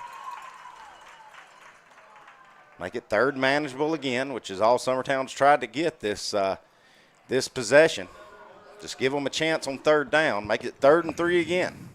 If you're Summertown, you've got to be pretty happy here. The only disconcerting part, if you're them, is the 2 opportunities you had inside of Mount Pleasant's 20 that you really just couldn't. Yeah, get you really anything felt out good of. about that second possession Yep. when we fumbled it because Summertown was inside the 10. Yep. With a fresh set of downs. Klinghard back in there. Let's see if the big man gets the ball. Dillard gets the snap. No, hands it to Kanan. Kanan's going to push forward. He did a good job keeping them legs moving, but he's going to be short of the first down. He's going to right at a yard, Clint, maybe a little Coach less. Dan Winfrey's pointing like he's wanting a first down, but I don't think we're going to get that call. No. Or maybe he pointed ahead that we're going for it. Yeah. You're looking at right at a yard here, pretty much on the dot. Maybe another hard count. And I would feel good about it, Adam, because Mount Pleasant has had a lot of penalties with false starts. Now, they've been on their offense. Just been on their offense. But That's the maybe only you could thing. get them to jump right here. But I also like our odds, too, if you get Kanan Klinghard back there and you need 1 yard. Yeah. Sometimes I'm going to go for it. Dillard just going to keep it, go off left tackle. He's going to plow forward, get the first down. Good read by Max Dillard. Yep. Keep the sticks moving, 5.5 to go.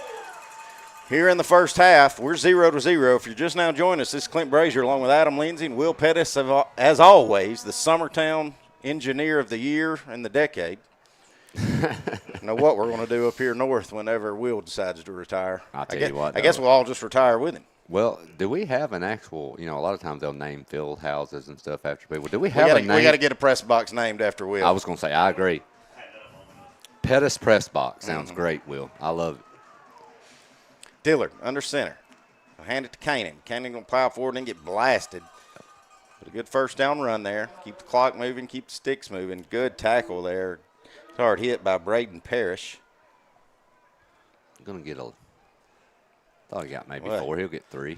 I was going to say that wasn't as good a spot as what I felt like it could have been. Yeah, I agree. Well, but Summertown's kind of really nestled in here and playing their game. You're already inside of 5 minutes, and they're moving the footballs, traversing down the field. It's slow, but they are getting north and south anyway. Pugh goes in motion. Dillard tries to keep it. I thought he went down, but he stayed on his feet. Up. Going He to plow did. forward. Let's see where they get him with forward progress. Summertown fans yelling for a little extracurricular there, but I tell you what, that's a heck of an effort play by Max Dillard because he looked all in the world down 2 yards in the backfield at him. Yeah, he's going to get it all the way up. You've got it 3rd and 3 now, but, man, that's just tough. It looked like he did go down, but if you really look, I mean, that knee wasn't quite to the ground, stayed up. He's a tough kid. I'm still waiting, Clint. The ball's been pounded up the gut a ton here by Summertown. I'm wondering if they're – When do you look for Powell on trying to turn an edge? And, I know Mount Pleasant's pursuit's great, but you can't abandon it. I think you've got to use You've got that pistol formation that usually sets it up. Yep. No, Dillard's going to keep it on the read. Not this Not time. there. No. Going to have a really good spot on this side to even make it 4th and doable. Yeah, it's going to be about 4th and a yard and a half now, maybe 2. Yeah, it looks like a good 2 yards. To me, this is the play for Summertown this half. You're either going to, if you're able to get a first down here, if you do go for it, you can just about run this clock down and hopefully try to get a score before half. You do not want to give Mount Pleasant the football here. I wouldn't be at afraid. midfield. I wouldn't be afraid if you can't get them to jump to call a timeout right here. Yeah. And let's talk it over if we are going for it. Yeah, I agree. We'll see what Dan Winfrey's got in mind here. Max trying to draw Mount Pleasant off. He'll snap it, pitch it out to Pugh. Pugh's got a block on the corner. He got it turned. Pugh's got the first down. Pushing.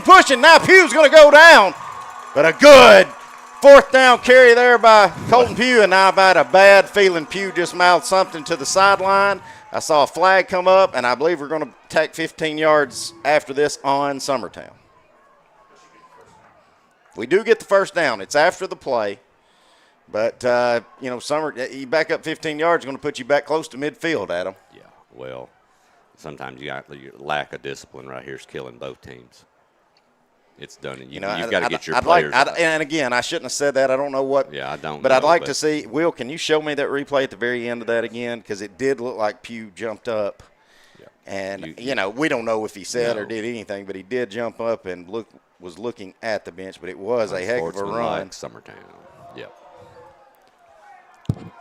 There needs to be a discussion with both coaches on playing the game of football. Well, if I'm not emotions under control. I think I'm correct, but I think that's 6 now. I believe you're right. Is it 3 on both teams, or is it 3 on Summertown, 2 on Mount Pleasant? I can't remember, Clint.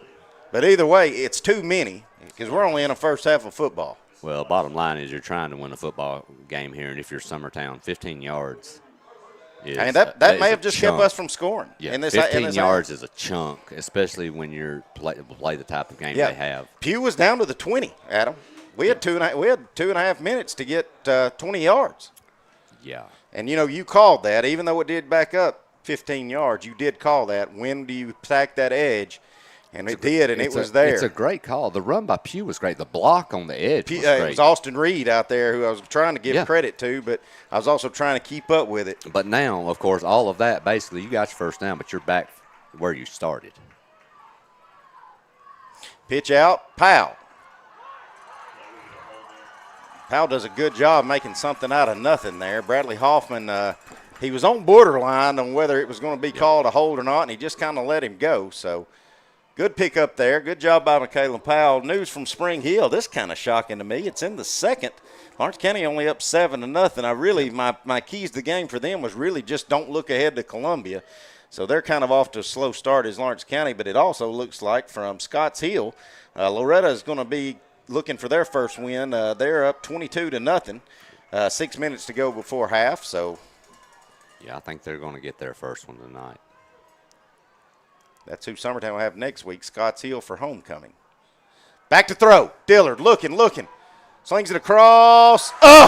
It was almost intercepted. Well, and then Summertown almost had it. 2 players should have caught that football. One for Mount Pleasant and one for Summertown, and neither one of them caught it. So, yeah. Tough break there, number 19, Devin Davis. Yeah, right through his hands, and then basically right through a Summertown receiver's hands as well. And you stopped the clock there as well, so it's one of those Max probably should have just thrown away or tucked it and ran it. Yeah. But about 3rd and 5.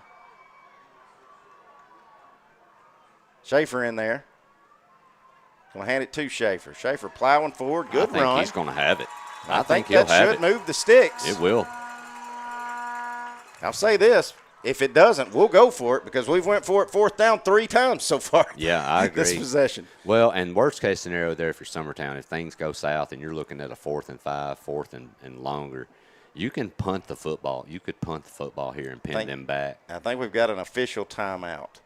I don't think it's for a measurement. Well, maybe it is. I don't know. Yeah, it may be.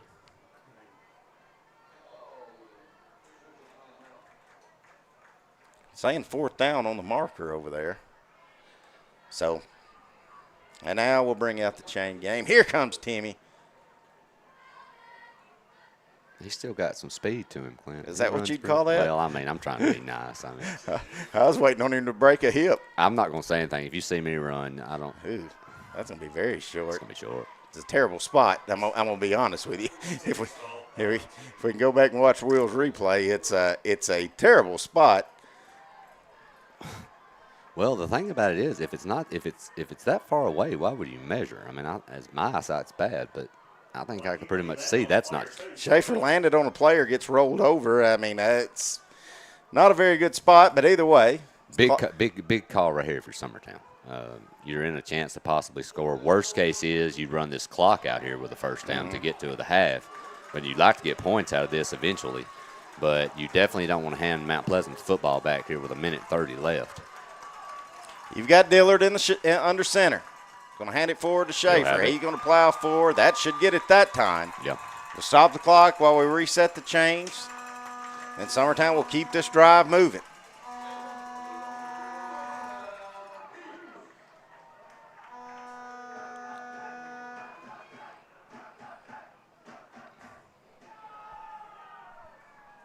Minute 18 and ticking. First down and 10. Ball's on the 36 for Summertown.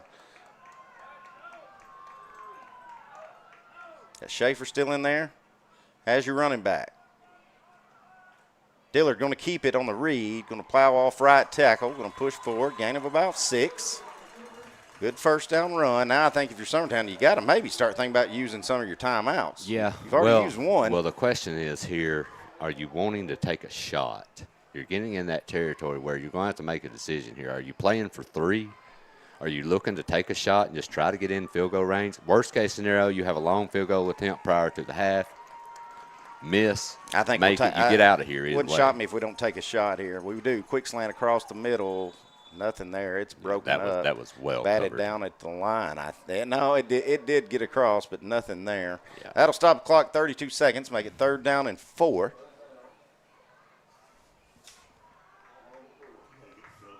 I think if you're Summertown here, you do what you can to get the first. You want to get it on this possession. Go ahead, and even though the clock will stop, go ahead and use that timeout. You've got to kind of take a little time and see how you want to approach this here.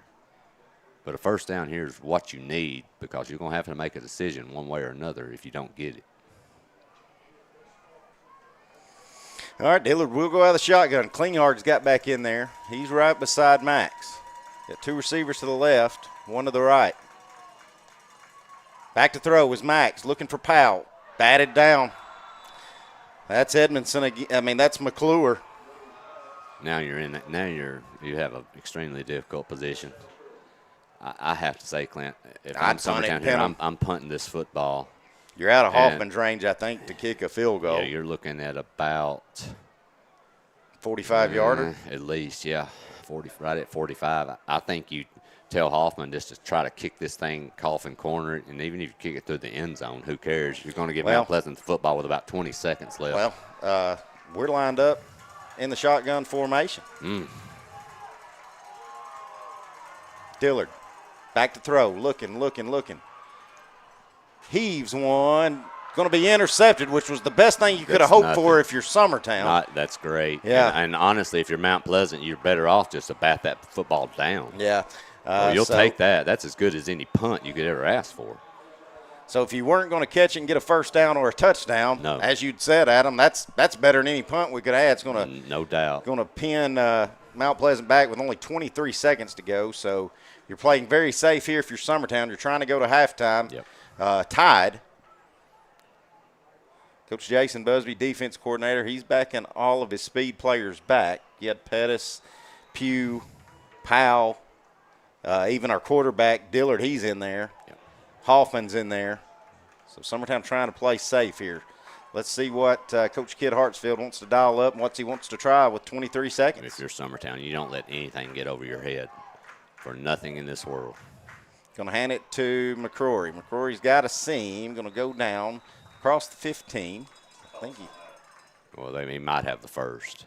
They'll be stopping it with a first down. I believe he did get the first. Or did he? No. They will. They'll use the timeout. I think Coach Kid Hartsfield's going to use his first timeout here of the half. We'll take it with him here on the X Sports Network.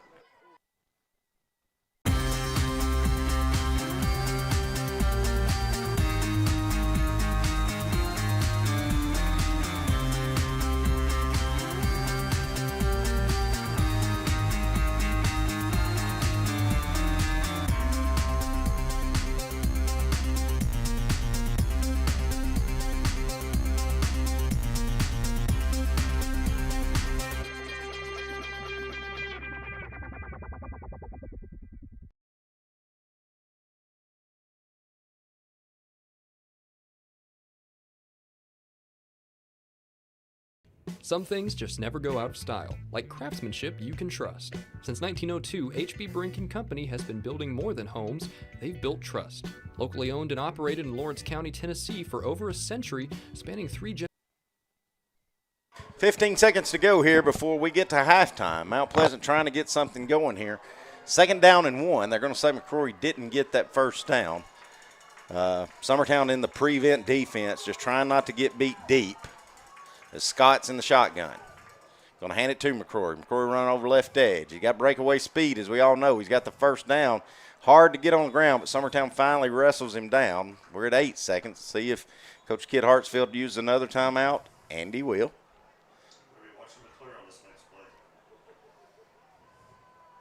Yeah, Adam, listen, Coach Kid Hartsfield ain't asked for my opinion, and I've always said the next football game I coach will be my first one. But if I am going to try something with 8 seconds right here, it's going to be, if he's healthy, Yeah. Jaden McClure is going to touch this football. Yeah, no doubt. If you're Summertown, look, you can give up 25, 30 yards here. You just got to keep that young man in front of you.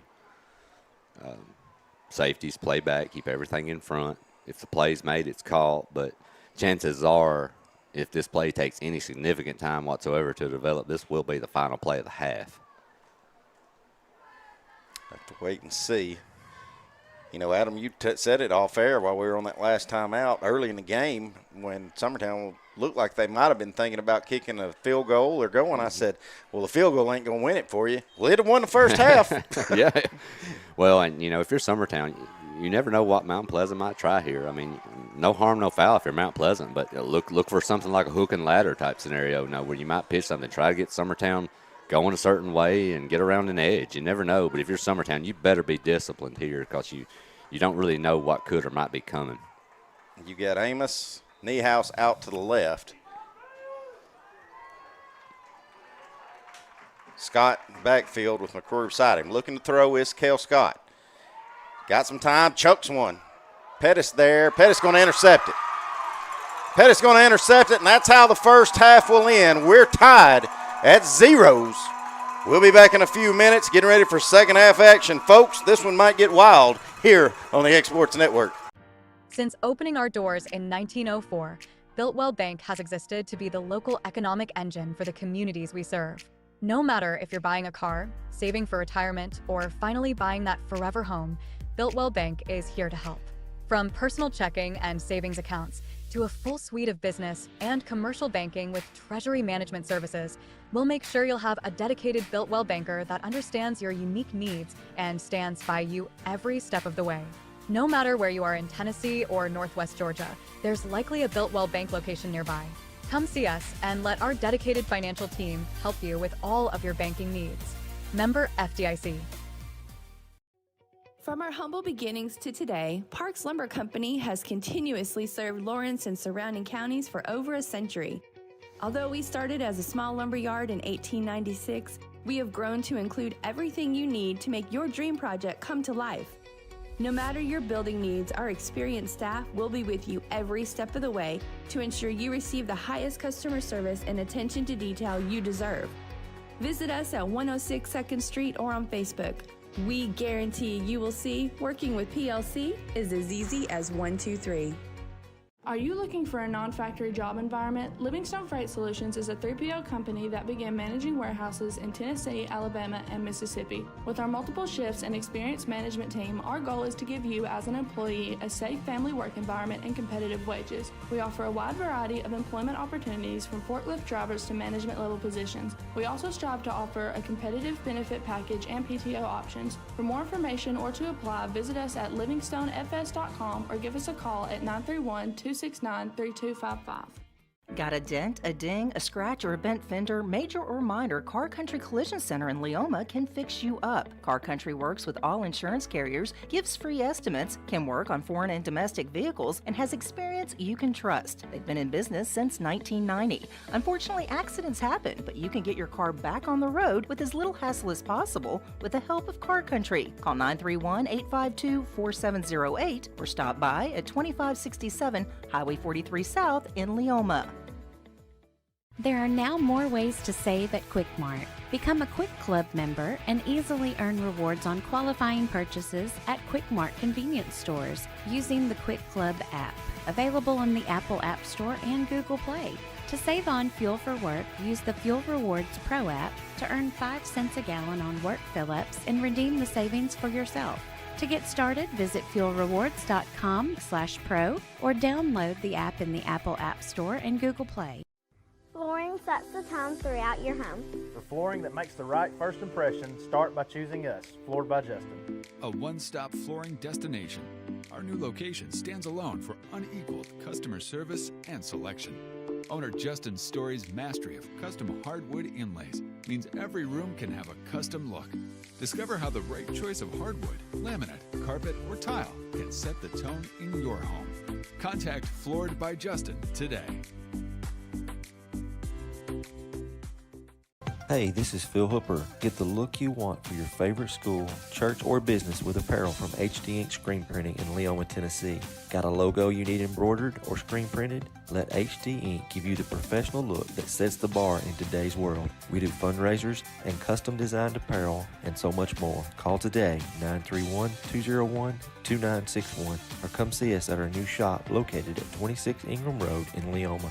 Remember, HD Ink for the look you want and the look you deserve. LUS is committed to our customers, from providing and maintaining energy-efficient utility services to friendly, helpful customer service. LUS is there. At LUS, we're always challenging everything we know, every day.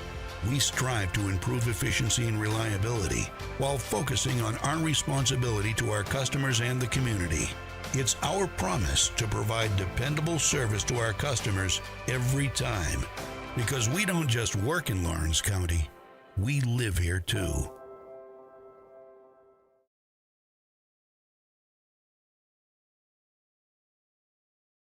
Let me tell you about a place that has it all for your home, bedroom, kitchen, lawn, and more.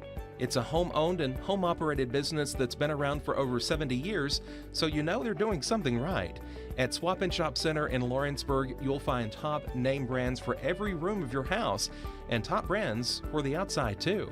Looking for appliances, televisions, couches, safes, bedding, mowers, and well, the list goes on. So make the drive today to 824 North Military Avenue in Lawrenceburg and be treated right. Since 1955, Evers Construction has been the company folks have trusted for residential and commercial construction projects. Today, Evers is still the leader in building and is just as committed to maintaining. From residential to commercial and industrial, Evers' team of experts stands ready to install, service, and repair all your HVAC and plumbing needs. Specializing in leak repair, maintenance, air duct cleaning and repair, air handler service, drain cleaning, gas line work, emergency unit repair, inspections, and more. Evers Construction offers a preventative maintenance package to keep your home or business cool in the summer and warm in the winter. Trained, trusted, reliable. For more information or to schedule an appointment with the pros who know, phone 931-762-3593 or visit eversconstructionco.com. Evers Construction Company in Lawrenceburg, Tennessee. Jack Davis Insurance, located at 201 West Gain Street in Lawrenceburg, has you covered through life's obstacles. Jack Davis specializes in group insurance for businesses and institutions of all sizes. With coverage for life, accidents, cancer, critical illness, short-term disability, dental, and vision, Jack Davis can customize a plan to meet every need. Now available Medicare plans for seniors. Contact Paige Davis at 931-492-9284 today for Medicare Supplement, Medicare Advantage, and prescription drug plan insurance. Serving Lawrence and surrounding counties since 1987, call the team at Jack Davis Insurance today at 931-242-5225. Mac Brown has been providing photographic services for 55 years. During that time, Mac Brown photographers have photographed children, seniors, weddings, schools, musicians, and commercial businesses. The studio takes great pride in producing quality photographs and services for its many clients. While the studio has adapted as times have changed, their goal of providing excellent photography has remained constant. For more information or to schedule an appointment, visit their website at macbrownphoto.com or give them a call at 931-762-4263. Let the professionals at Mac Brown Photography turn your memories into treasures.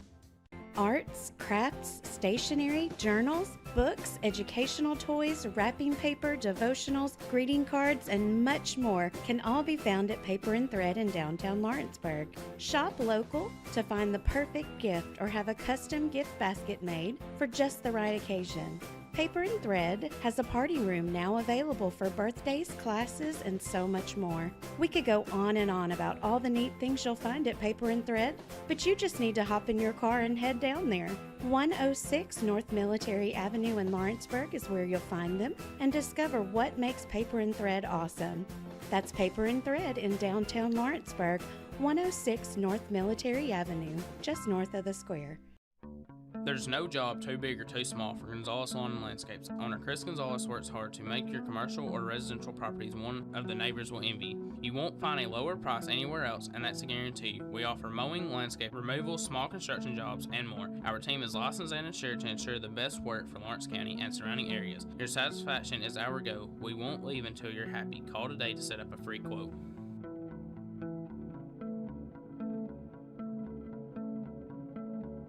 Top quality equipment rentals at the right price. It's not too good to be true at Rent Right Equipment and Sales. We guarantee clean, reliable products that are up to your standards.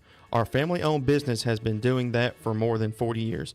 Let our friendly and knowledgeable staff take care of you from purchase to maintenance. Saws, drills, lifts, mowers, generators, you name it, we've got it.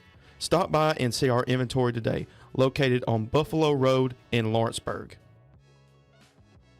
Make your lawn a legacy. At Legacy Lawn and Landscapes, we put more than 16 years of experience into your goals. We won't meet your expectations, we'll exceed them. We offer consultation, installation, maintenance, hardscapes, construction, and land clearing services. Owner John and Jamie Brewer with their team are dedicated to providing the highest quality landscape services to commercial and residential clients in Middle Tennessee. Service, teamwork, results. That's how you leave a legacy. There's a reason owners Tyler and Cindy McDowell chose the name In Service for their towing business.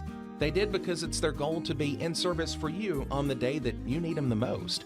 In-Service Towing is now known far and wide for their response time because minutes matter when you're broken down. Or their 24/7 availability, you can call them anytime for service. Their professional team with years of experience and their fairness, plus their know-how in dealing with the unexpected.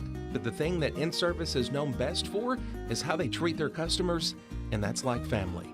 When you need them, call them 931-843-9098. Volco Auto Supply in Lawrenceburg has a legacy of being a family-owned and operated company. Since 1927, our business has grown and evolved into today's one-stop source for all your automotive supplies. But in that time, one thing has stayed the same, and that's our commitment to our customers and their needs. At Volco Auto Supply, you'll find everything for your car, truck, or even fleet of vehicles, but with good old-fashioned customer service the way it needs to be. That's Volco Auto Supply, 416 Buffalo Road in Lawrenceburg. Visit VolcoAuto.com. The Raptor Series from Hustler Turf. A premium line of residential mowers designed with a wide stance for operator comfort, a one-piece 11-gauge steel frame and welded steel deck for added durability, finished off with premium Kawasaki V-twin power. We are Hustler Turf, and this is Hustler Country.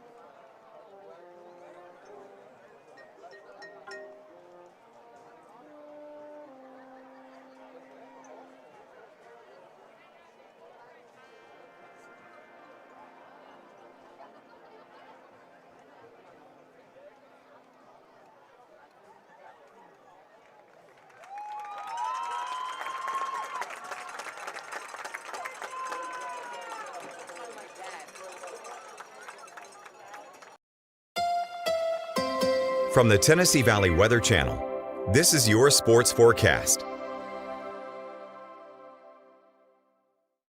Fred Gossett here in the Tennessee Valley Weather Center on this Friday evening with your latest forecast update.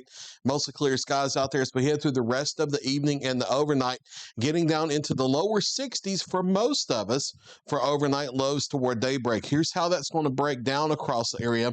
A few folks may be hanging into the upper 50s near and east of I-65, especially in southern middle Tennessee down into northern Madison County, but the vast majority of us into the lower half of the 60s for overnight lows. A light northeasterly wind, barely a cloud in the skies we into the overnight. Plenty of sunshine here for your Saturday and a light easterly wind. Daytime highs mainly into the lower 90s across the area, but a few upper 80s peppered in, especially in southern middle Tennessee and some of our communities that are a little naturally cooler by a couple degrees than surrounding areas because the elevation. You know how that works around the Lawrenceburg Airport and Pulaski and other places where it may be 3 or 4 degrees warmer elsewhere across the area. Then staying mostly clear as we head into Saturday night, mostly sunny as we head into Sunday as well. Quiet weather around here for the next several days. Just a few clouds around into early next week. We're going to be having a ridge of high pressure in the upper levels building nearby. The start of the week, there may be a stray shower as close by as western Tennessee, North Mississippi. So we've added a 10% chance for Monday and Tuesday into the forecast. You won't see it on the 7-day because it's not really high enough to even mention on the 7-day. Just don't be surprised if there's a stray shower.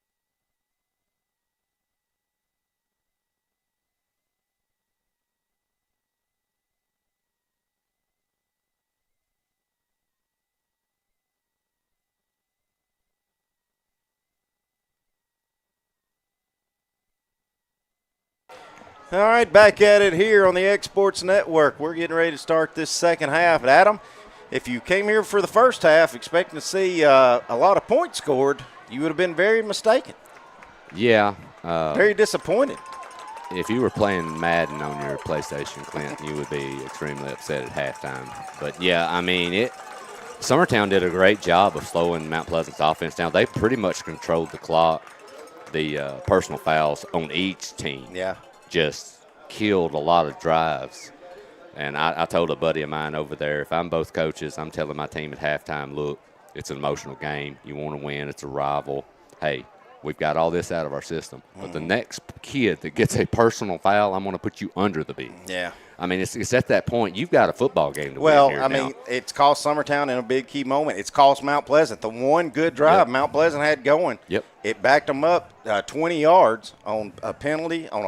It started with a false start on the whole offensive line, and the very next play was a unsportsmanlike conduct penalty, and Mount Pleasant had to punt the football. So, they have clearly hurt both squads. Now, this is very crucial if you're Summertown. You are kicking the ball to Mount Pleasant to start the second half. They're going to put some things together. This is a good stand for both squads to see and dictate maybe how this whole second half will go. Well, Mount Pleasant, they've scored a ton of points this year, and we're at the half in a 0-0 game. If I'm Mount Pleasant here, I'm really going to turn into Summertown, honestly, Clint. I feel like you've got a bigger line. You've got really good backs. Mount Pleasant's got to say, look, enough's enough. We're going to put some points on the scoreboard, run this football, and try to wear it down. And, look, second half has been an issue for Summertown this year with the depth. I think if you're Mount Pleasant here, you pound that football. and see if Summertown can stop you. Hey, if you're Summertown, because like I said, Clint, I'm I'm not the coach, but I'm gonna sign up for 0-0 at halftime. I'll take it. Yeah. Let's win a 30 or a 24-minute battle. Yep. Hoffman going to onside kick to start. Mount Pleasant's going to come away with it. Hey, Will, give us a little light, please, sir. It was a great job by number 22, Carter Dunn. Just goes up and gets that while he was getting hit, and his Will's kind of letting us know there was some laundry that came out. Let's see if we get a late hit. I think we will. You will. That's what you're going to have, I believe. See. Couldn't really tell who was diving in there at the end. Number 52 for Summertown. That's Lane Wiseman. Sophomore came in kind of last minute, diving in. So let's see how many we step off here. Probably going to be 15 yards from that. So it's going to be great starting position. Coach Walt Smith pleading his case. Coach Dan Winfrey. Well, and that young man did a great job, Mount Pleasant, of catching it at the high point, which is what you got to do on onside kicks. But he also got a really good bounce right there at the end. But, hey, Mount Pleasant's already in business. They're inside the 40. Well, the good news is you gave them such – it shouldn't take them long, so you should get the ball back quick if Mount Pleasant does score on this opening drive. Of course, you also have to do something with it. Now we're going to wave a flag and move it back. I don't. And, folks, I know if y'all are watching, we are just as confused as you guys are. Kid Hartsfield is getting an explanation over there. Coach Walt Smith was pleading his case on something, but I honestly have no idea what's happening. I've never seen you mark off the penalty, then wave it off. Yep. That's one thing I've never seen. All right. Still good starting position. Pitching it out is Mount Pleasant. They're going to get that 15 right back. Yeah. As they pitch it out to Easterling. He's going to get up the left sideline in front of the Mount Pleasant bench, get a quick first down on first down. With Easterling speed and the other backs that can really pound that ball up the gut for Mount Pleasant. I'm going to give Summertown here some of their own medicine if I can. You need points here if you're Mount Pleasant and kind of get off the snide a little bit. You got McCrory right beside Kel Scott. Only one receiver out to the right toward us. They're going to hand it to McCrory. Head down, plowing forward. Short gain, but a positive gain for Mount Pleasant. Good job plugging up the gaps there for the Summertown defense. It's going to get maybe 2. And I'm like you, Adam. I'm going to feed it to McCrory enough that eventually you got Easterling. You've got McClure. Let's see, you've also got Ja'Kai Amos, a lot of speed. Freshman who's been out there a lot. Out here on this right end, it's a good-looking freshman. Now we're going to get. I believe they may be getting, they're going to get Summertown offsides. I believe they were. Adam called that one, going to be Summertown offsides. So add 5 more onto that first down run there by McCrory. And instead of 2nd and 8, that'll make it 2nd and 3. Well, you had some movement on the line laterally, which wasn't the problem, but you had somebody jump. Yeah, I'm pretty sure we're going to attack that one to Heath Benefield, trying to get a jump there, and he just started. I think he just started out across the ball.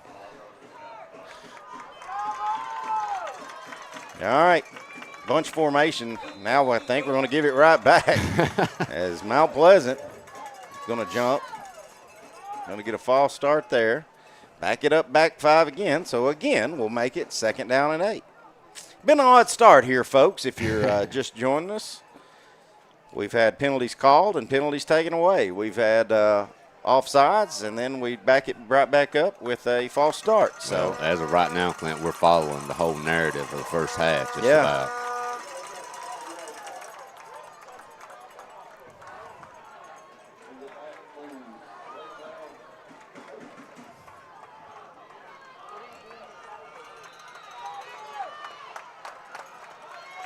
McCrory to the right of Scott.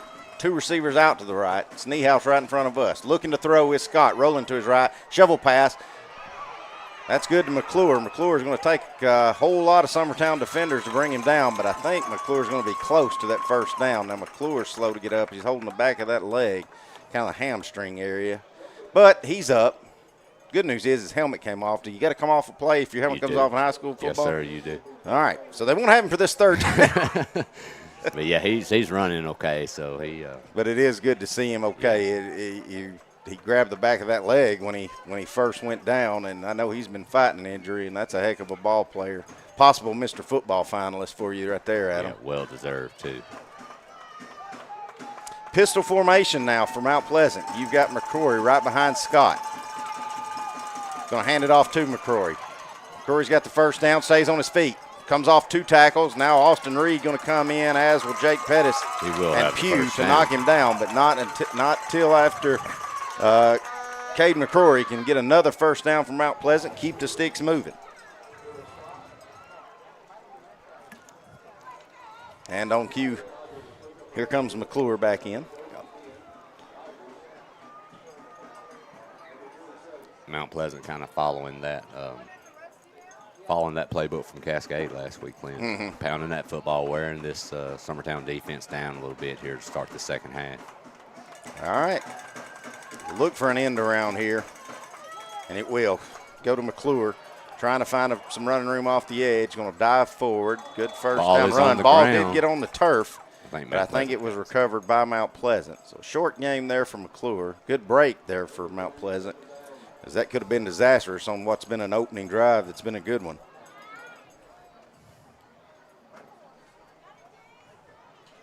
Second down and 7.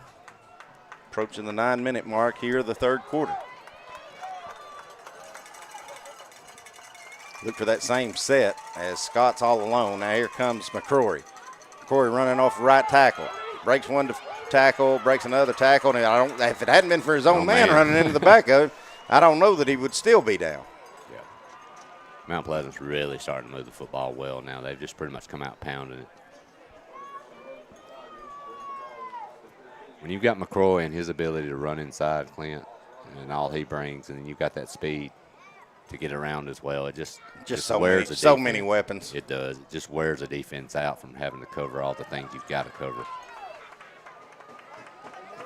All right. Corey still in there right beside Scott. Going to hand it to Caden again. Makes a good move, makes one man miss. Going to plow forward for about 5. Summertown's got a man down. That's Austin Reed. That's one Summertown doesn't need down. Still rolling down. We're going to get an injury timeout and take it with them here on the Exports Network. There's no job too big or too small for Gonzalez Lawn and Landscapes. Owner Chris Gonzalez works hard to make your commercial or residential properties one of the neighbors will envy. You won't find a lower price anywhere else, and that's a guarantee. We offer mowing, landscape removal, small construction jobs, and more. Our team is licensed and insured to ensure the best work for Lawrence County and surrounding areas. Your satisfaction is our goal. We won't leave until you're happy. Call today to set up a free quote.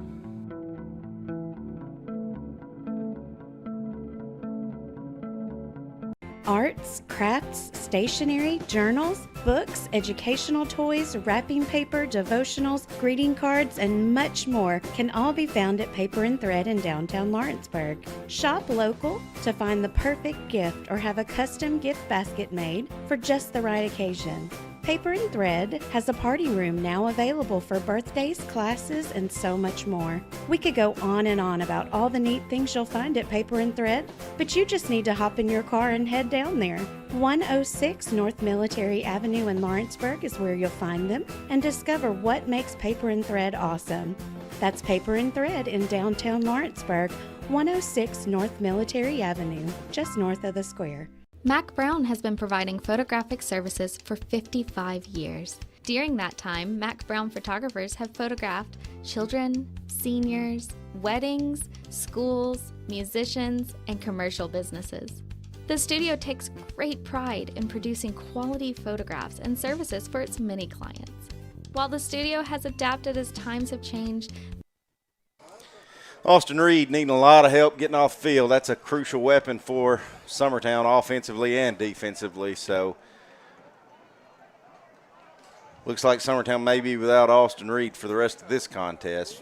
On the other hand, Mount Pleasant is driving. They're in the pistol formation. You got Kel Scott, Cade McCrory right behind him, and it's been a heavy dose of McCrory and pounding the football, and I think Summertown's going to jump. Yep.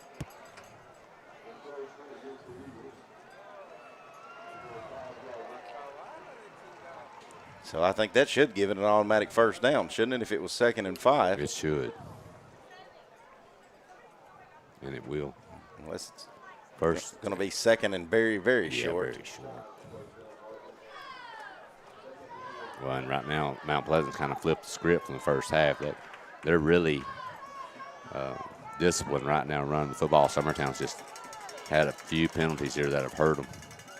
Scott hands off from McCrory. McCrory running right edge. He's going all the way to the end zone with a stiff arm. Touchdown, Mount Pleasant. So Mount Pleasant strikes first. It took 8:14 to go in the third quarter, but we finally have points on the board. Yep. Bad news is if you're a Summertown fan, it's for Mount Pleasant. Well, no pass. No. Right down the field. The only pass was a shovel pass. Yep. Right down the field, using that speed and talent they've got in the backfield with that solid offensive line. And that's a great opening drive for Mount Pleasant. Well, at least now my 3 ain't going to win it is out of the water. We don't have to worry about that. Yep. Extra point kick is up, and it's good. Mount Pleasant leads at 7-0. We'll be back in just a moment here on the Exports Network. Jack Davis Insurance, located at 201 West Gain Street in Lawrenceburg, has you covered through life's obstacles. Jack Davis specializes in group insurance for businesses and institutions of all sizes. With coverage for life, accidents, cancer, critical illness, short-term disability, dental, and vision, Jack Davis can customize a plan to meet every need. Now available Medicare plans for seniors. Contact Paige Davis at 931-492-9284 today for Medicare Supplement, Medicare Advantage, and prescription drug plan insurance.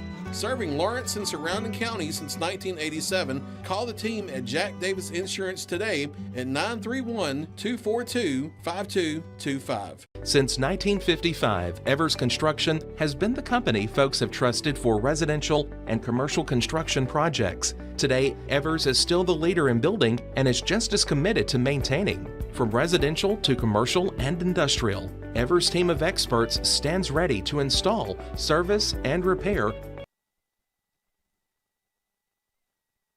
Back at it here on the Exports Network. If you're just now joining us, this is Clint Brazier along with Adam Lindsay, Will Pettis, our technical man extraordinaire. Mount Pleasant strikes first with 8:14 to go here in the third quarter.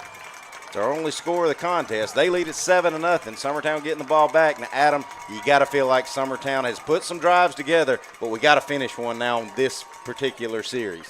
Yeah, we've just bogged down a ton offensively, and then the penalties have killed you too. You got to try to get something going here. High poocher. Summertown's got to get on that. Luckily, we do. I think Summertown thought there for a minute that you could let that one go, but it's a good job by, let's see, Peyton Powell went over there and grabbed that one. So Summertown, decent starting position here. Going to be around the 30.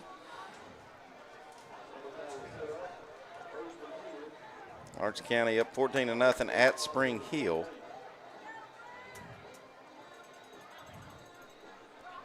I haven't even looked at the Loretta score in a while, but they were up big. Yeah, last I saw, Scotts Hill, who Summertown will play next week in homecoming. Last I saw was 22-0, so looks like they were on their way to their first win.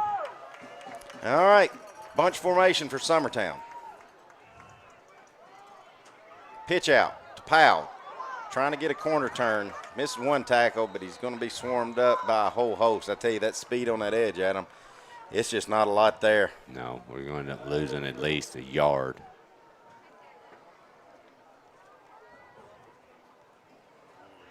We're going to make it second and 11, maybe second and 12. Yeah, I think the next time we do that, we're going to have to do it some kind of misdirection on a double reverse or something. Yeah. So as Adam said, loss of 1. I think it's a pretty long one, to be honest with you. So second and a lot here for Summertown. Don't know why the clock stopped. Did he get out of bounds? I think he did, yes, sir. Dillard handing it to Klinghardt. He swarmed up. Not a whole lot there. I don't think that's a gain either. Far man's looking about a yard ahead of the original line, but even if that's correct, it's going to be 3rd and 9 at the least. So not the start on this offensive series you wanted to see if you're Summertown.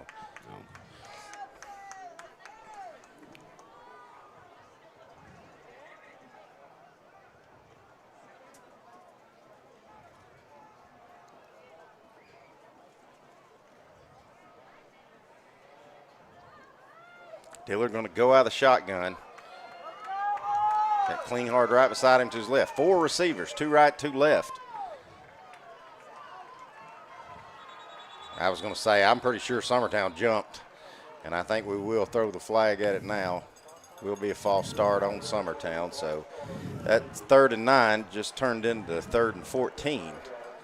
Well, when you're in, if you're Summertown here, you're getting into dangerous territory. Mount Pleasant's already come down and march right down the field, and now you're looking to give them the football right back, Clint, unless you can somehow pull a 3rd and 14 out of your hats. Loretto is leading Scottsdale 34-6, just the start of this 3rd quarter. All right. Well, Summertown was in a spread formation looking to throw it. And I would say nothing's changed as far as that goes. You have 3 receivers to the right now for Summertown. Dillard's still out of the shotgun. Going to hand it off to Schaefer. Schaefer running around the right edge and trips. Going to go down. Summertown, for the first time tonight, will punt it away. Yeah, Schaefer did have an angle to probably get a few yards. I'm not sure if he would have got the first, Clint, but he could have got a good chunk of that back, but just lost his footing. Possibly could have made it 4th and doable. Yeah. But now we're 4th and 10, and as I said, the Summertown, they had such great field position that first half, Adam, and had some drives going that they just couldn't finish on. This is the first time Hoffman's punted tonight. Yeah, and you're going to need a good kick out of this young man here. The Mount Pleasant return men aren't very deep. Hoffman's got a good leg. Maybe you could put something over their heads or try to help with some field position here. You definitely don't want to give these athletes from Mount Pleasant. You got Niehaus and Easterling are your 2 back to receive the punt. Hoffman got it, punts it away. Niehaus going to come up and catch it, and he's on a foot race. He may be gone. Niehaus almost tripped up. Peyton Niehaus going to run it in the end zone. Hoffman couldn't bring him down. It's going to be a punt return for a touchdown. Just like that, Mount Pleasant's going to be up 13-0 with the extra point upcoming. Well, he had a convoy, Clint, and the way that kick was angled, there was really only one legitimate Summertown player over there that could make the play. He caught it literally on a foot race. He was in a dead sprint when he caught it. And I think it was Peyton Powell maybe. No, it wasn't Peyton Powell. Excuse me. It was Devin Davis. He was the first one at him, but Davis was going such speed, and Niehaus caught it with such speed, there was no stopping him. No. Extra point is good. Mount Pleasant, all Mount Pleasant here in this 3rd quarter. They lead at 14-0. We'll be back in a few moments here on the X Sports Network. Jack Davis Insurance, located at 201 West Gain Street in Lawrenceburg, has you covered through life's obstacles. Jack Davis specializes in group insurance for businesses and institutions of all sizes. With coverage for life, accidents, cancer, critical illness, short-term disability, dental, and vision, Jack Davis can customize a plan to meet every need. Now available Medicare plans for seniors. Contact Paige Davis at 931-492-9284 today for Medicare Supplement, Medicare Advantage, and prescription drug plan insurance. Serving Lawrence and surrounding counties since 1987, call the team at Jack Davis Insurance today at 931-242-5225. Since 1955, Evers Construction has been the company folks have trusted for residential and commercial. Welcome back. Will's a little bit on the negative side, Adam. Summertown needs a positive. The good thing is you got plenty of time. You're down 14-0, but you've got to get something positive going this offensive possession. It could start with a good kickoff return. You know, if you're Lincoln Wilson, let's see, that's Peyton Powell on the other side. If you get that pooch kick again, yeah, I'm looking to catch it and do something with it. The high poocher, that was going to the sideline again. That will go out of bounds. So not what you want. Not what you want if you're Mount Pleasant, but 35 is probably better than a good kickoff return. But, yeah, if you're Summertown, you've got to get something. Ever since those 2 opening drives, Glenn, where they got so deep Mount Pleasant, the offense has pretty much just been sputtering at best. Not a lot to show. And last drive, you go 3 and out and actually honestly go backwards majority of your drive. You need to try to get something going here to try to keep this game in check, or it could get out of hand. Be honest with you, Adam. If I'm calling this first play, I'm calling whatever my best misdirection play is. Yeah. Now, it could be something as simple as Dillard on that read. Yeah. But we got to have something to get positive yards here on first down. Tried the pitch out the last time to Powell, and, man, Mount Pleasant just swarmed to it. Got Klinghardt back there in the backfield. Pugh in motion, going to hand it to Kanan. Kanan plowing forward. Good positive run on first down. Plows forward for about 7. Helmet come off, so Kanan's going to have to get a break. Here comes Schaefer in. Good first down run. That's what you want. Get north and south here. First down here, just get some confidence here and try to, get your mindset back where you need to be. Still a lot of football left here. Only 5.5 left in the third. You've got time to get back in this thing, but you've just got to keep the football moving and hold on to it. 2nd and 3, 5:10 to go here in the third. Schaefer in there now as he had to come in for Klinghardt, who lost his helmet. Dillard under center. Max pitching it out. That's Hoffman. Hoffman's got the first down. Going to go out of bounds close to midfield. Good option there. Good pitch by Dillard. Good read. He got upfield quickly, too. That kid's got some good wheels. He got around there quickly and got some yards before Mount Pleasant could cut that sideline off.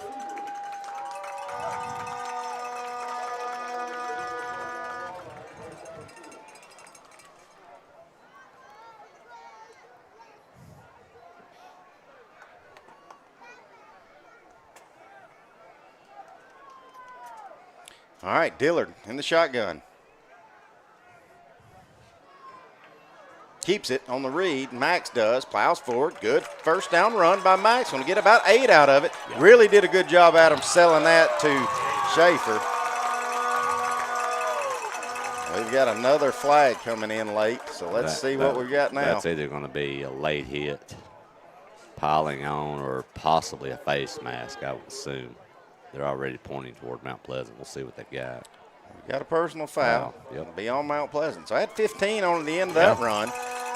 Yeah, I'd have to see the replay, but I didn't see it. Going here as Max did a good job selling that handoff. Plows forward.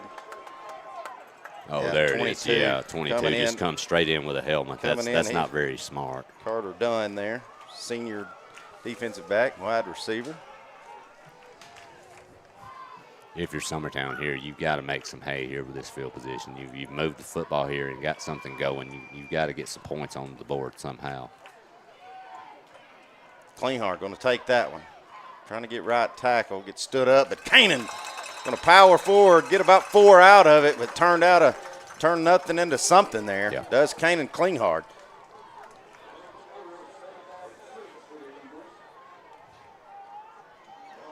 That was a big kid right there with a big, strong run. A lot of toughness.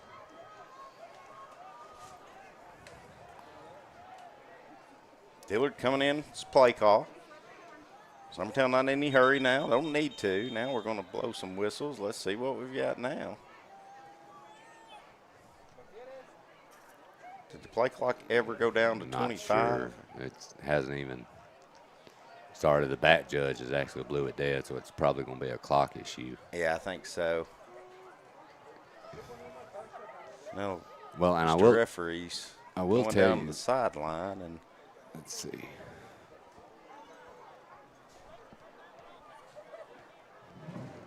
Yeah, I don't know. I think it all had to do with the play clock never starting. Well, I'm going to tell you something, though. If you have enough issues like that, it seems there have been some issues on and off this game. The man in the that back judge can take over, and I believe that might be what he just told Coach Winfrey. It says, hey, this has been an ongoing issue. I'm taking things over with here. He's got his ready ref back there. He can keep up with the time, and see if you notice now the clock hasn't even started. They're going to just shut the time clock off, shut the play clock off. Pitch out to Powell. Looking for a block, gets one by Pugh. Powell makes one man miss, then goes down. Powell's going to have another first down for Summertown. That was a great block on the edge, Clint. Yeah, Colton Pugh. If it's not that, if it's not for that, Powell swarmed up. Well, I said it was going to be a first down. Now it will be. A little late making that signal moving the sticks, but we've got it going now. Yeah, I've noticed that the official, the head ref, he just blew the play into effect, and that play clock for us, it's sitting still. So the back judge, he's taking over the play clock for probably the remainder of this game. Yeah, so now if you're Dillard, you got to be looking for that back judge. Got to be watching it. Yeah. Klinghardt, Powell forward. Positive run there on first down. 2:45 to go here in the third.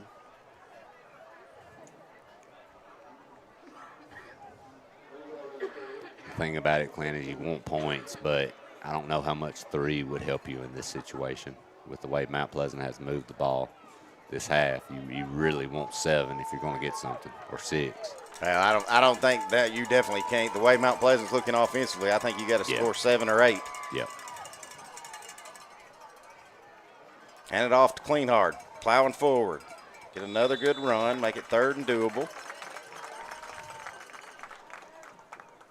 Tell you what, Adam, this series, Summertown's offensive line, and Summertown's running backs, and their quarterback Max Dillard, they're running like they're a little pissed off. They are.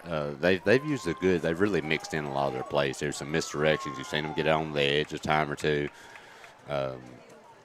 It's definitely an improvement from what we've seen throughout the game. They are traversing down. They are inside of the 20. It's 3rd and 4. Ball is on the 12. Dillard keeping it on the read. Going to push forward, trying to get a left edge. Max stretches out, doesn't get to the goal line, but he does get a first down. It'll be 1st and goal for Summertown. Max Dillard's pumped up. Well, Summertown, they need a shot in the arm here, offense, and basically this whole fan base over here. So, hey, that's a big run. That gets you down here. You're set up in prime real estate to try to get on the board here for the first time tonight. 3rd and goal on the 2. Summertown's got to keep ball. Summertown's 1st and goal. Ball's on the 2. Thank you for the correction there, Will. Adam, you got to ball security, and we can't overcoach this one. Get a push and let's go. You got Klinghardt back there. Yep. I like him or Dillard carrying it 2 or 3 times if they need to. Going to hand it to Kanan first. He's going to plow forward. I don't think he's going to get in there. Going to stop him just short, maybe the half-yard line.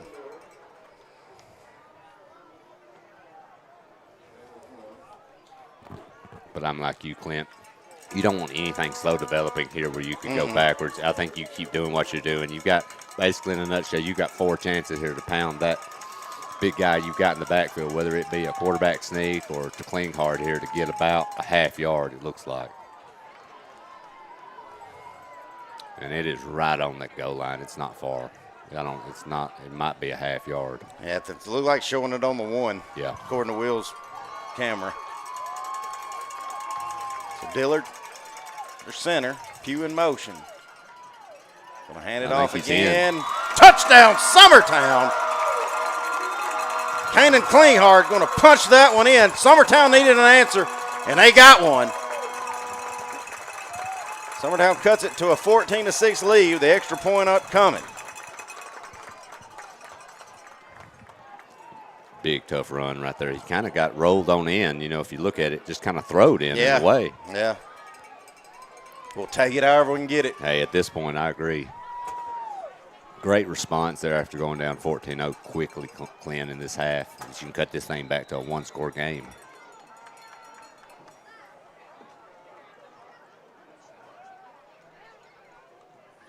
Hoffman's kicks up, and it's through. Summertown answers, and they needed one. They trail 14-7. We'll be back in a few minutes here on the Edge Sports Network.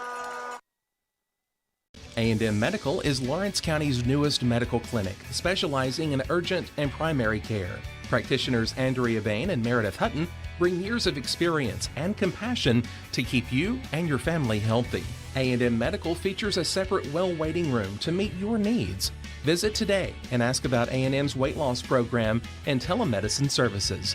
That's A&M Medical, located at 2367 Highway 43 South in Leoma, Tennessee. At C&B Linen, fast, friendly, and reliable service is our promise to you. Because you're not just a customer, you're family. From multi-use linen to branded floor coverings and a complete range of cleaning supplies, C&B Linen is here to make sure you have everything you need. From our high-quality products to our fast, friendly, and reliable service, you'll experience the difference with C&B Linen. Because you're not just a client, you're part of our family. You'll be winning with C&B Linen.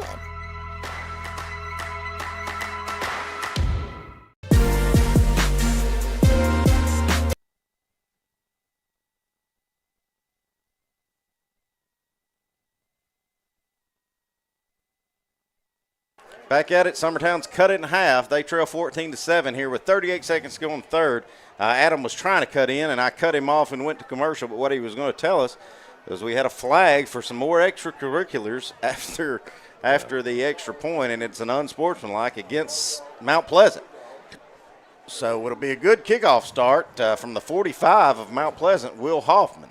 It didn't look like it wasn't any inappropriate contact with another team either. It looked like either it was a hand motion or it just said something that the ref didn't like to somebody or something. But yeah, I feel like it just had to be talking. Yeah, from the way it looked. We didn't see any swinging or anything like that. But like you said, Clint, this is big, especially with Summertowns, the way they do tend to approach kickoffs. To give them 15 yards here on this kickoff is big. Of course, I say that, and they'll return it for 80 yards. But we've seen McCrory do it. Niehaus has returned a punt already. 100%. They can do it. Hoffman's just going to boom this one, kick it through the end zone, and Mount Pleasant will start from the 20.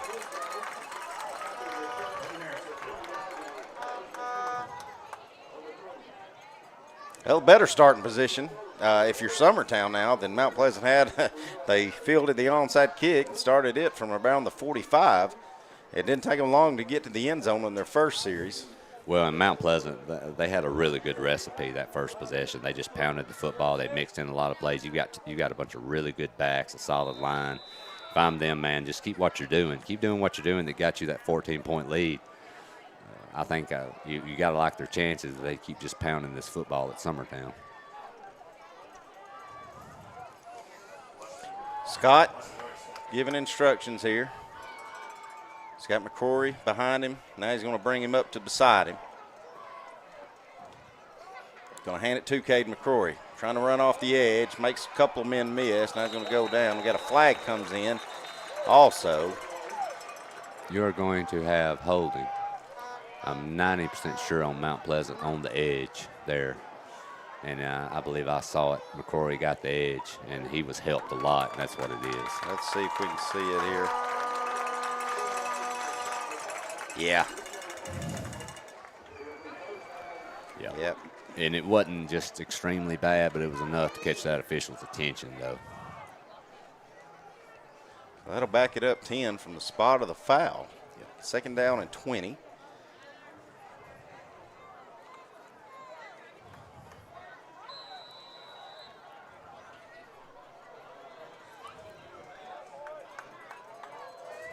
McCrory right beside. Going to do a reverse. Hand it off. Summertown's finally going to wrestle it down to Easterling, but handed it to Mount Pleasant handed it to McCrory, and then McCrory hands it off on the reverse to Easterling. So positive yards there. Get 5 out of it, and I think that's going to take us to the 4th frame. And it will. Summertown trails by 7 on Mount Pleasant. We'll be back in a few minutes here on the Exports Network.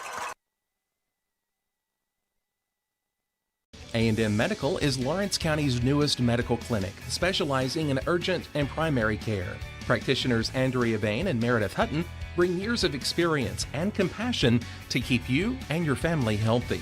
A&M Medical features a separate well waiting room to meet your needs. Visit today and ask about A&M's weight loss program and telemedicine services. That's A&M Medical, located at 2367 Highway 43 South in Leoma, Tennessee. At C&B Linen, fast, friendly, and reliable service is our promise to you. Because you're not just a customer, you're family. From multi-use linen to branded floor coverings and a complete range of cleaning supplies, C&B Linen is here to make sure you have everything you need. From our high-quality products to our fast, friendly, and reliable service, you'll experience the difference with C&B Linen. Because you're not just a client, you're part of our family. You'll be winning with C&B Linen.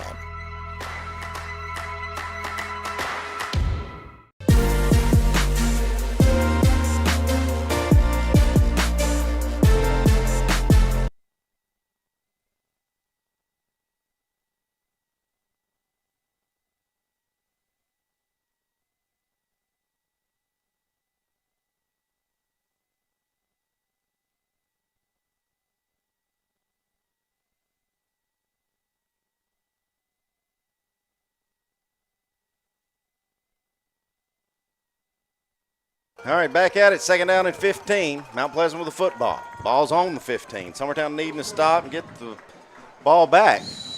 They have cut it in half. McCrory's got it. Trying to cut it back outside. Summertown's going to sniff that one out.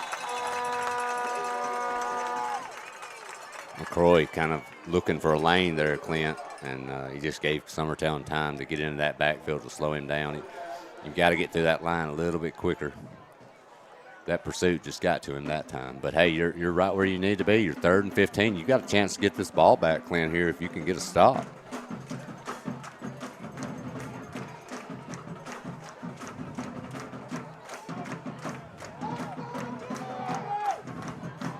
If you're Mount Pleasant here, you're deep in your territory. Do you air it out and try to do something? You've got some athletes that have made some big plays for them tonight. Do you go that route here this deep in your own end? Got McCrory and Easterling right beside him. Back to throw with Scott. Scott looking, going to air one deep, and that's over everybody. Yeah. Summertown will get a stop there. Yeah, that's a well-run route. Should be forcing a punt from Mount Pleasant as it's 4th and 15. Yeah, that's a well-run route. Just a little overthrown. I mean, he was there. Yeah, they were trying to run it to their best player on the field for either side, Jaden McClure, but just overshot him. So that'll lead to a 4th down and a punt. Summertown looking to get the football back. Ball security big here for Summertown. If you don't feel comfortable fielding this punt, you just let it go. You don't do anything foolish here and give Mount Pleasant football back on a foolish turnover.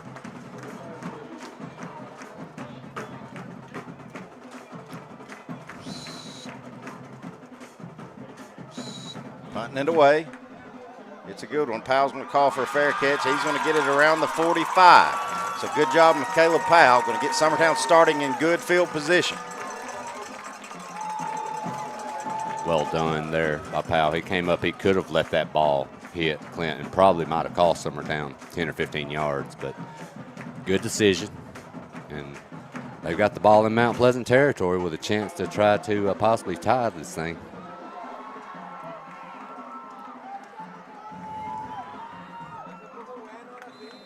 All right, here comes Max Dillard. Adam, if this band starts playing again when we're trying to run offense, you go out there and shut that down. Maybe it motivates him. Not while we're on offense.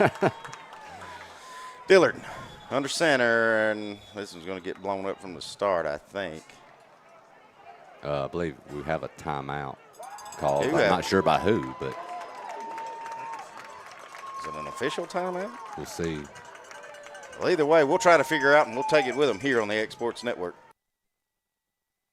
You know, Storing Lee Furniture is not just some huge chain store, but we do have a 144,000 square foot showroom right here in Leoma, Tennessee. The Story family has worked together in the business now for 55 years. And a familiar face is here to help you with whatever you need. That's what being a part of the community right here in the Tennessee Valley means. And if you have an issue, we're right here to take care of it. And don't forget free delivery. We invite you to come see us. We're Storing Lee Furniture. Want to take the next steps in taking care of your health? Tennessee Valley Allergy Services can make your goals a reality. Their team of doctors, nurses, and medical professionals are dedicated to providing allergy care and treatment, such as drops and shots, to fit your exact needs. Their expert services are for anyone ages 2 and older. Whether you struggle with environmental or food allergies, they've got you covered. Discover a better you at Tennessee Valley Allergy Services, located right next to the Zaxby's in Lawrenceburg. Book online or call 931-325-0757 to schedule your appointment today. If you're looking for a company that can do it all when it comes to building, look no further than Tennessee Properties. From new home build. All right, back at it. And I think that timeout did get charged to Mount Pleasant. Coach Kid Hartfield's want to talk some things over here. Summertown's got something going. 11 minutes to go here in the contest. They trail 7. They got a great start at it now. Dillard under center. Keeping it on the read does Max. Going to push forward. Still on his feet. Still pushing forward is Max. Look at Fitz. Still fighting forward is Max Dillard. Look at Still on his He's going feet to is go. Max Dillard. If He gets falls set, down. The momentum got him. That should be a late hit. But it wasn't. What a run. Max Dillard with a ton of heart and a ton of effort. Breaks off 8 tackles. Gets all the way down across the 10. Tell me this, Clint. Did he fall on his own or is his own man tripping? I think momentum just got him. Let's see. Fighting off that tackle. I couldn't tell. That's as far as Will got. But either way, what a run! Great first down run, and I was counting the missed. I was counting the tackles that Max broke, and I got 5 in there. So Peyton Powell in there, quarterback now. Dillard had to come off, catch his breath. Going to dive forward, hand it off to Klinghardt. He's going to get a short game, but a positive game. Max may over here be getting them some oxygen. Yeah. They're going to spot this right at the 6. So Summertown can get a first down without getting a touchdown, I believe.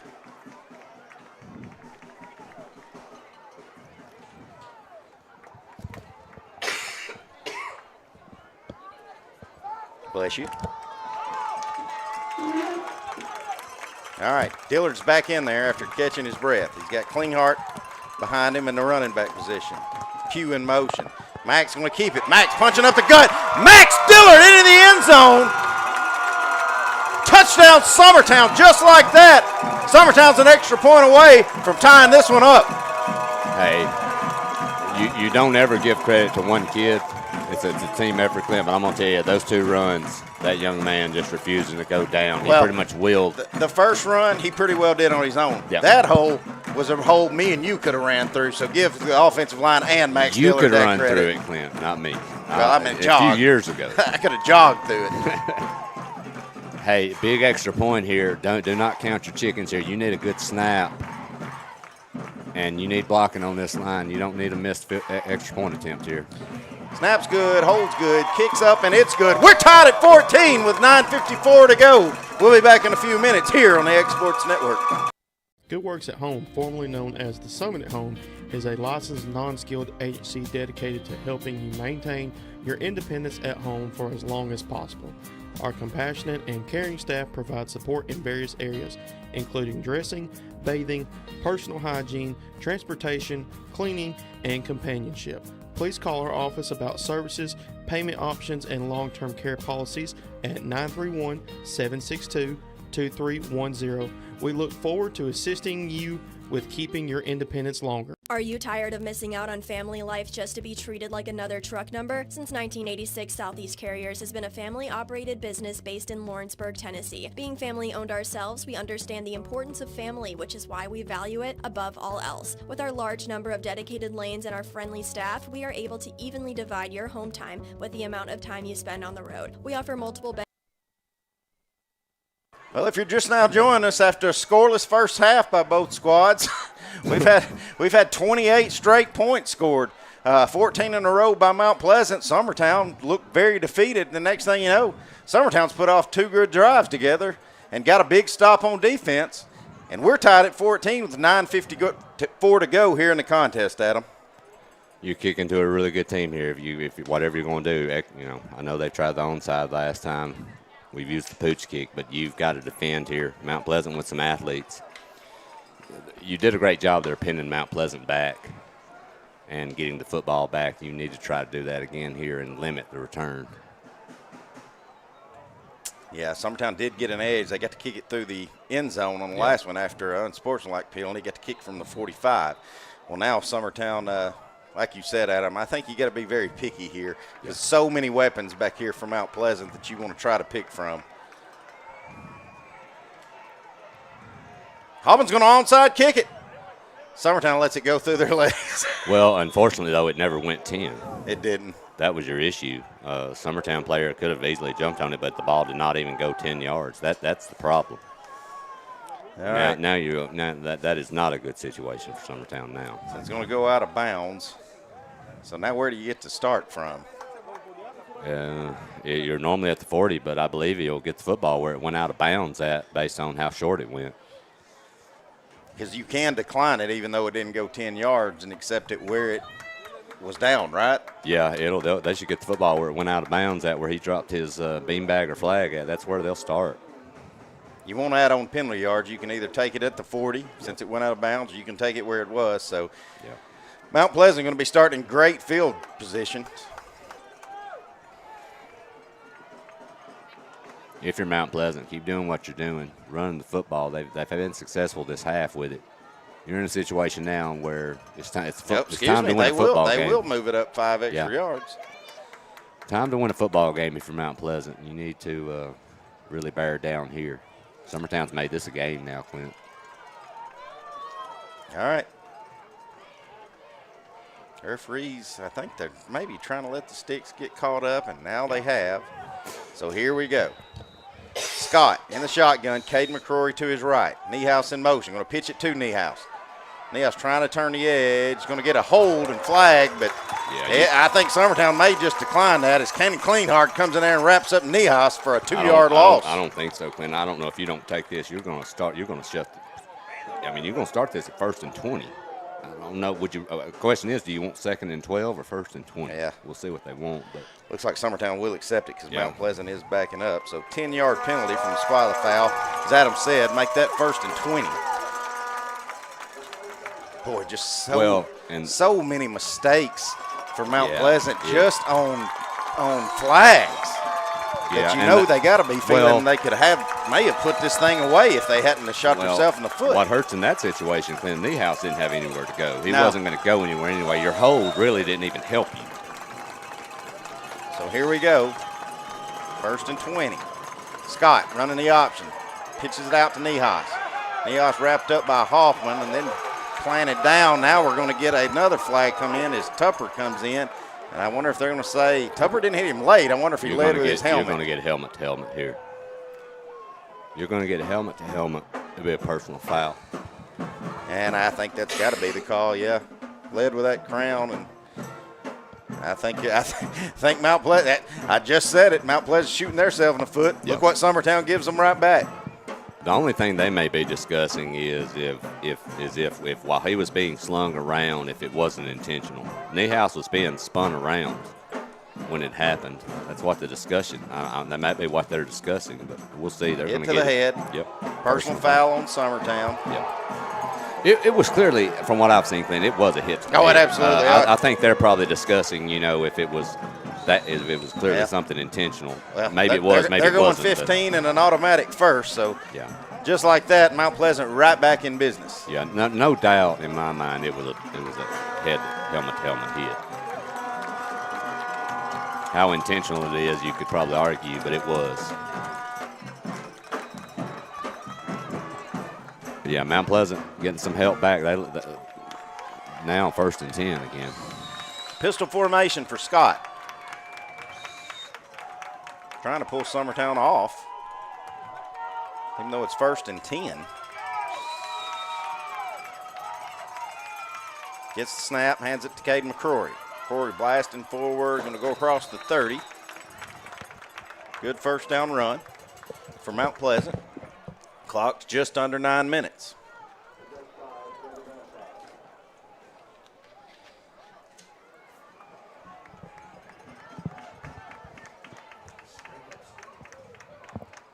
Update from Spring Hill. Lawrence County with a 14-point lead, 21-6. Update from Scotts Hill. Loretta's going to win their first one of the year, 41-6. Scott going to hand it off to McCrory again. I think you're just going to see a heavy dose of that, Adam. Yeah. If you're Mount Pleasant here, you want to just run those horses you have here. Try to score. Leave Summertown as minimal amount of time as possible. If you're Summertown here, wrap up tackling, but if you can rip a football out, try to cause a turnover here. First and 10, 8:10 to go here in the contest.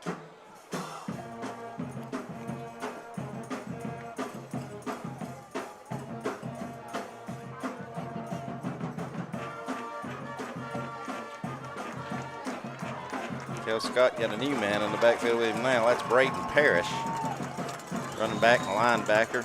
Easterling on the reverse. Easterling coming off right tackle. Going to be drugged down. I think he's going to have a first down on first down there, Adam. Yeah, right there at it. Well, I believe he's just going to be slightly short. Just maybe a half yard to yard short on it, but he was right at it, Clint. 2nd and 1. Adam said 2nd and 1. That's not the issue. The issue is now if you're Summertown and Mount Pleasant does score, how much time do you need to get a good drive down to go down the field and possibly tie or win this thing? Well, I think if you get in that situation, heaven forbid, if you have to do it, I think you may end up in a situation where you let them score. Scott trying to draw Summertown off sides. They stayed put on that one.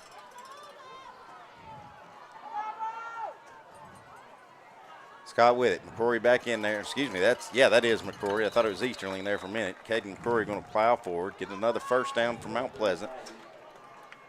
Inside the red zone now. The ball's going to be on about the 12. Summertown with all their timeouts. Still 6:40 left. If you can get a stop here, a turnover, something, it'd be great. But Mount Pleasant is sucking the life out of that clock right now.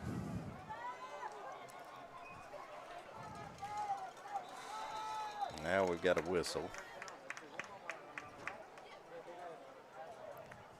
And I believe it's I think their player's going to get the substitute.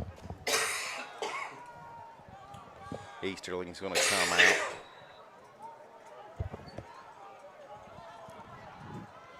All right, let's try that again. Scott, pistol formation, going to hand it to Caden McCrory one more time. Caden McCrory ran off right tackle. Sometimes not going to get him. McCrory's going to pound it in the end zone for his 2nd touchdown of the night. Give Mount Pleasant the lead back with 6:15 to go here in the contest. Great run by McCrory. They had a big hole for him. Once he broke through and broke the outside, it was pretty much over with. Big extra point here for Mount Pleasant. If you're Summertown here, plenty of time left, 6:15. You've got all 3 of your timeouts, but you really need to do something this next possession. The way Mount Pleasant is running, it's going to be tough to get the football back. I know you got all 3 timeouts, but I don't know the way that drive just went. Yeah. I don't know that you can stop Mount Pleasant. Kicks up, kicks through. Mount Pleasant leads at 21-14. We'll be back in just a moment here on the Exports Network. Good Works at Home, formerly known as the Summit at Home, is a licensed non-skilled agency dedicated to helping you maintain your independence at home for as long as possible. Our compassionate and caring staff provide support in various areas, including dressing, bathing, personal hygiene, transportation, cleaning, and companionship. Please call our office about services, payment options, and long-term care policies at 931-762-2310. We look forward to assisting you with keeping your independence longer. Are you tired of missing out on family life just to be treated like another truck number? Since 1986, Southeast Carriers has been a family-operated business based in Lawrenceburg, Tennessee. Being family-owned ourselves, we understand the importance of family, which is why we value it above all else. With our large number of dedicated lanes and our friendly staff, we are able to evenly divide your home time with the amount of time you spend on the road. We offer multiple benefits.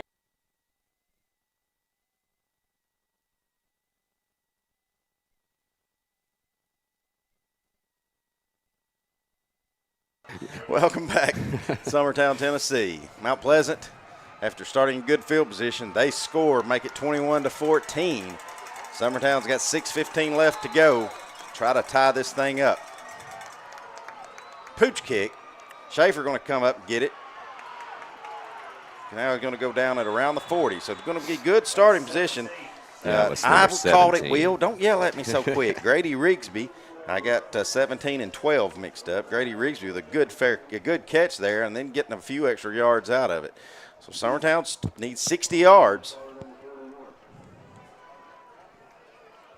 If Max Dillard can get about 58 of it on that first run again, like he did that last time, that would help. That would help. Because we won't do it too fast. You give Mount Pleasant too much time with it. Yeah, you kind of want to turn it here. You need points no matter what if you're Summertown, but you want to leave Mount Pleasant as little as possible if you're able to punch it in. But Summertown's offense has come alive some this second half, Clint. It's good to see.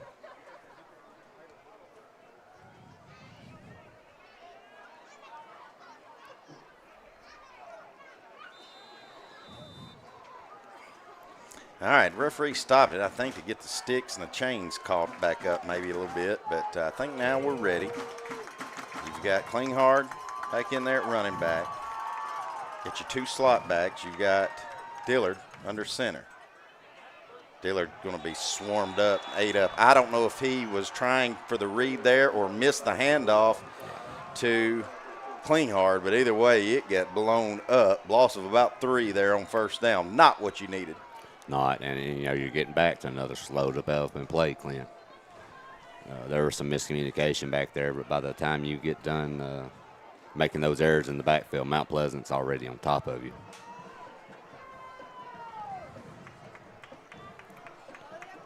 But you need 13. That's the bottom line. Keep this thing moving. Keep it going. However you can get it.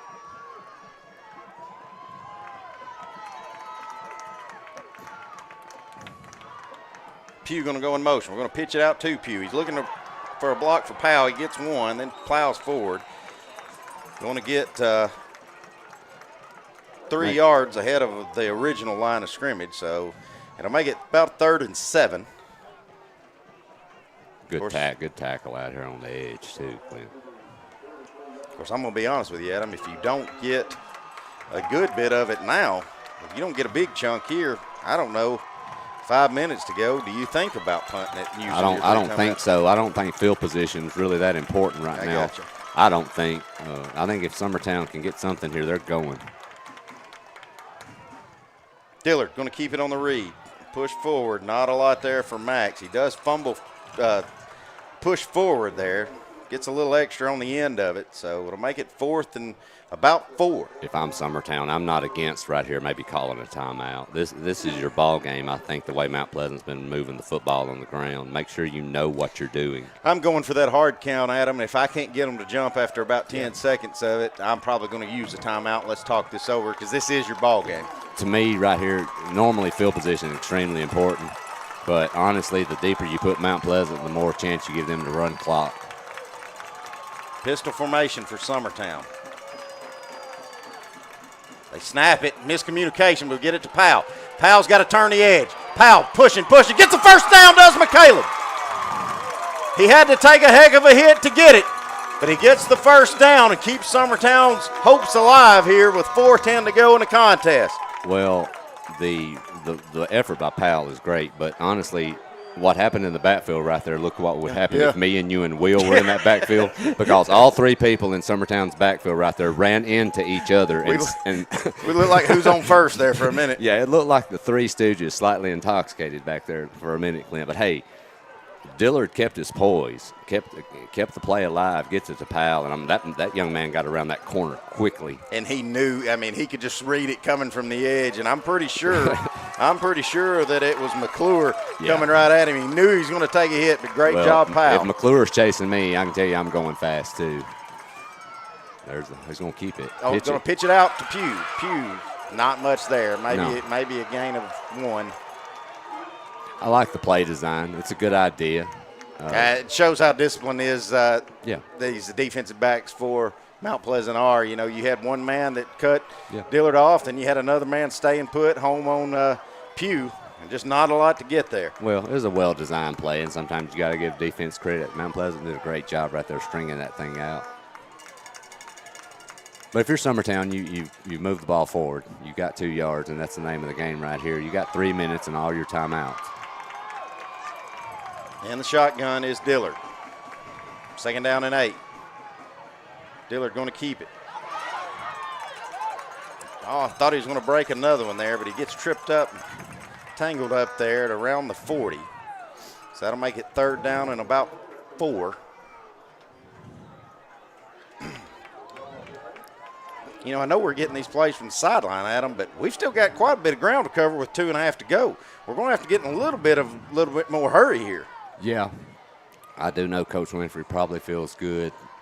You really want to make sure you get your assignments down here for sure, but he's got his timeouts.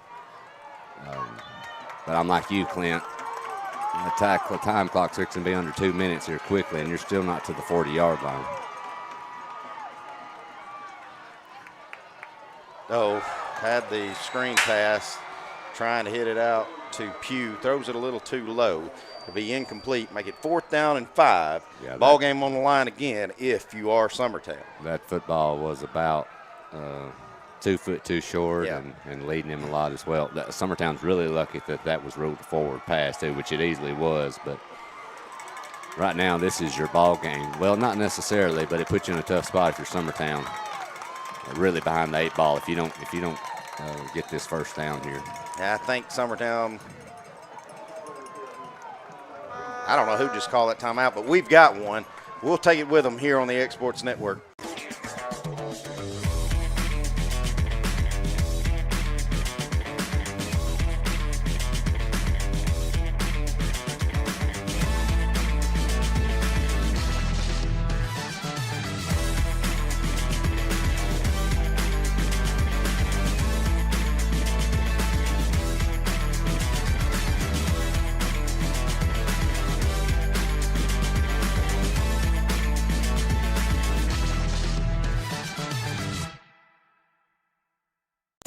School equals back to big savings at Heritage Automotive in Lawrenceburg, Tennessee. Score 0% financing on select models and up to $15,000 off MSRP on new 1,500 trucks. Over 150 used vehicles, all priced to move and below market value. Need service? Our expert team is ready, and we've got loaner vehicles to keep you moving while we work. Hurry into Heritage Automotive, where the deals are hot and the savings are huge.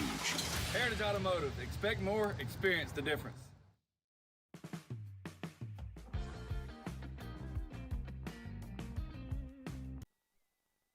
All right, back at it here on the Exports Network. 2:03 to go. That's not important right now. What's important is it's 4th and 5. This is your ball game if you're Summertown. Needing a big conversion.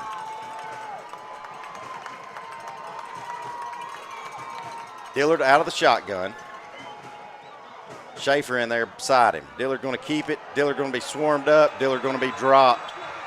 Nowhere to go. Yeah, Mount Pleasant sold on that read.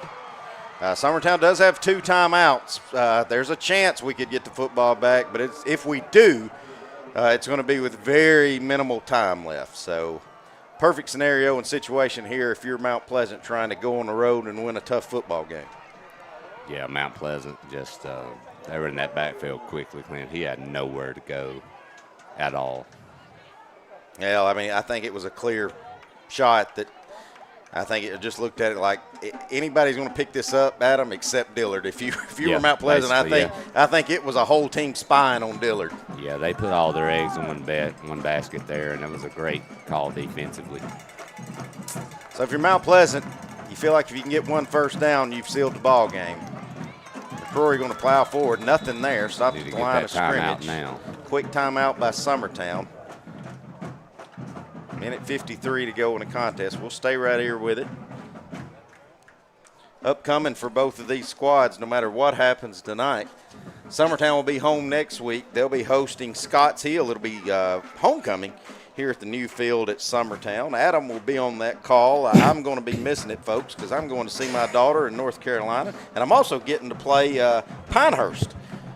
So I get to play where they play the U.S. Open, Adam.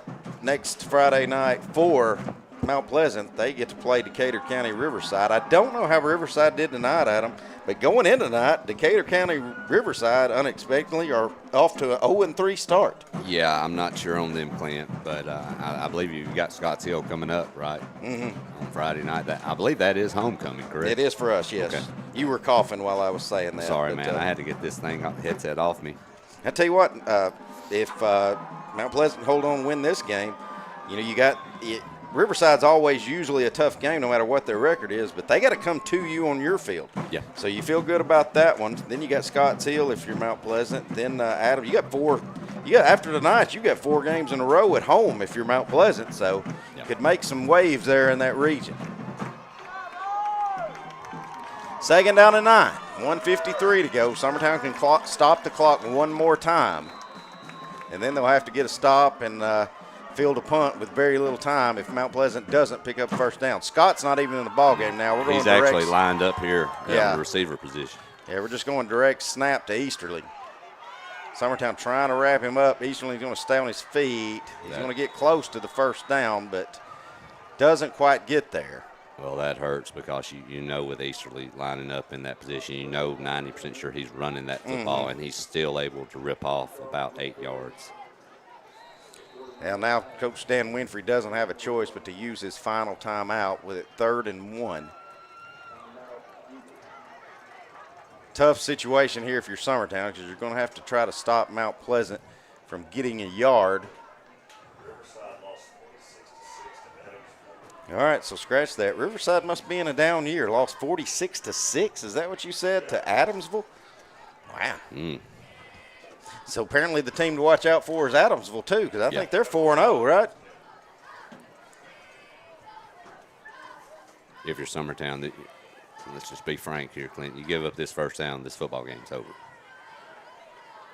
Summertown now out of timeouts. I think Coach Dan Winfrey is arguing with the official that the referee waved his hands at him like to say he went out of bounds, maybe. And Coach Dan Winfrey maybe wanting his timeout back. You know what I mean? I'm not sure. We'll see. The question is, did they wave him out of bounds? Yeah, I don't know. Did they call him out of bounds? I mean, he was over there on the sideline. He could very easily went out, but, of course, he's the far side of the field from us. I couldn't tell this far away. See what Coach Jason Busby dialed up. And the referee did tell him he did waive it. The play, the clock was going to keep going, so he did use the timeout. If you're Summertown now, I think you just got to plug the holes and bring the house. You pretty much I sell wouldn't out. even put anybody on Scott out there to the right. No. I'm bringing all 11 in the gaps. Let's see. You've got McCrory and Easterling are your 2 in the backfield. Wouldn't be surprised if you don't see Easterling again, same play. It's in the Wildcat.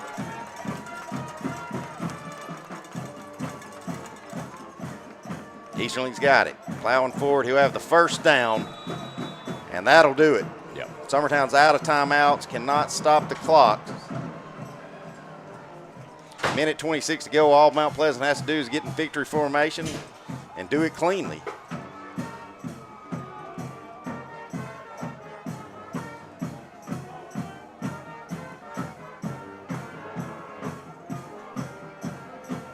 Approaching a minute.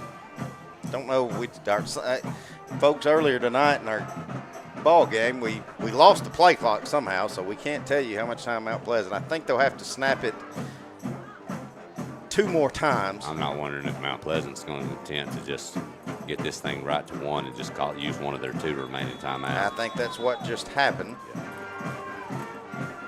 They weren't making any attempt to even come to the line. Yeah, so now we'll just have to see.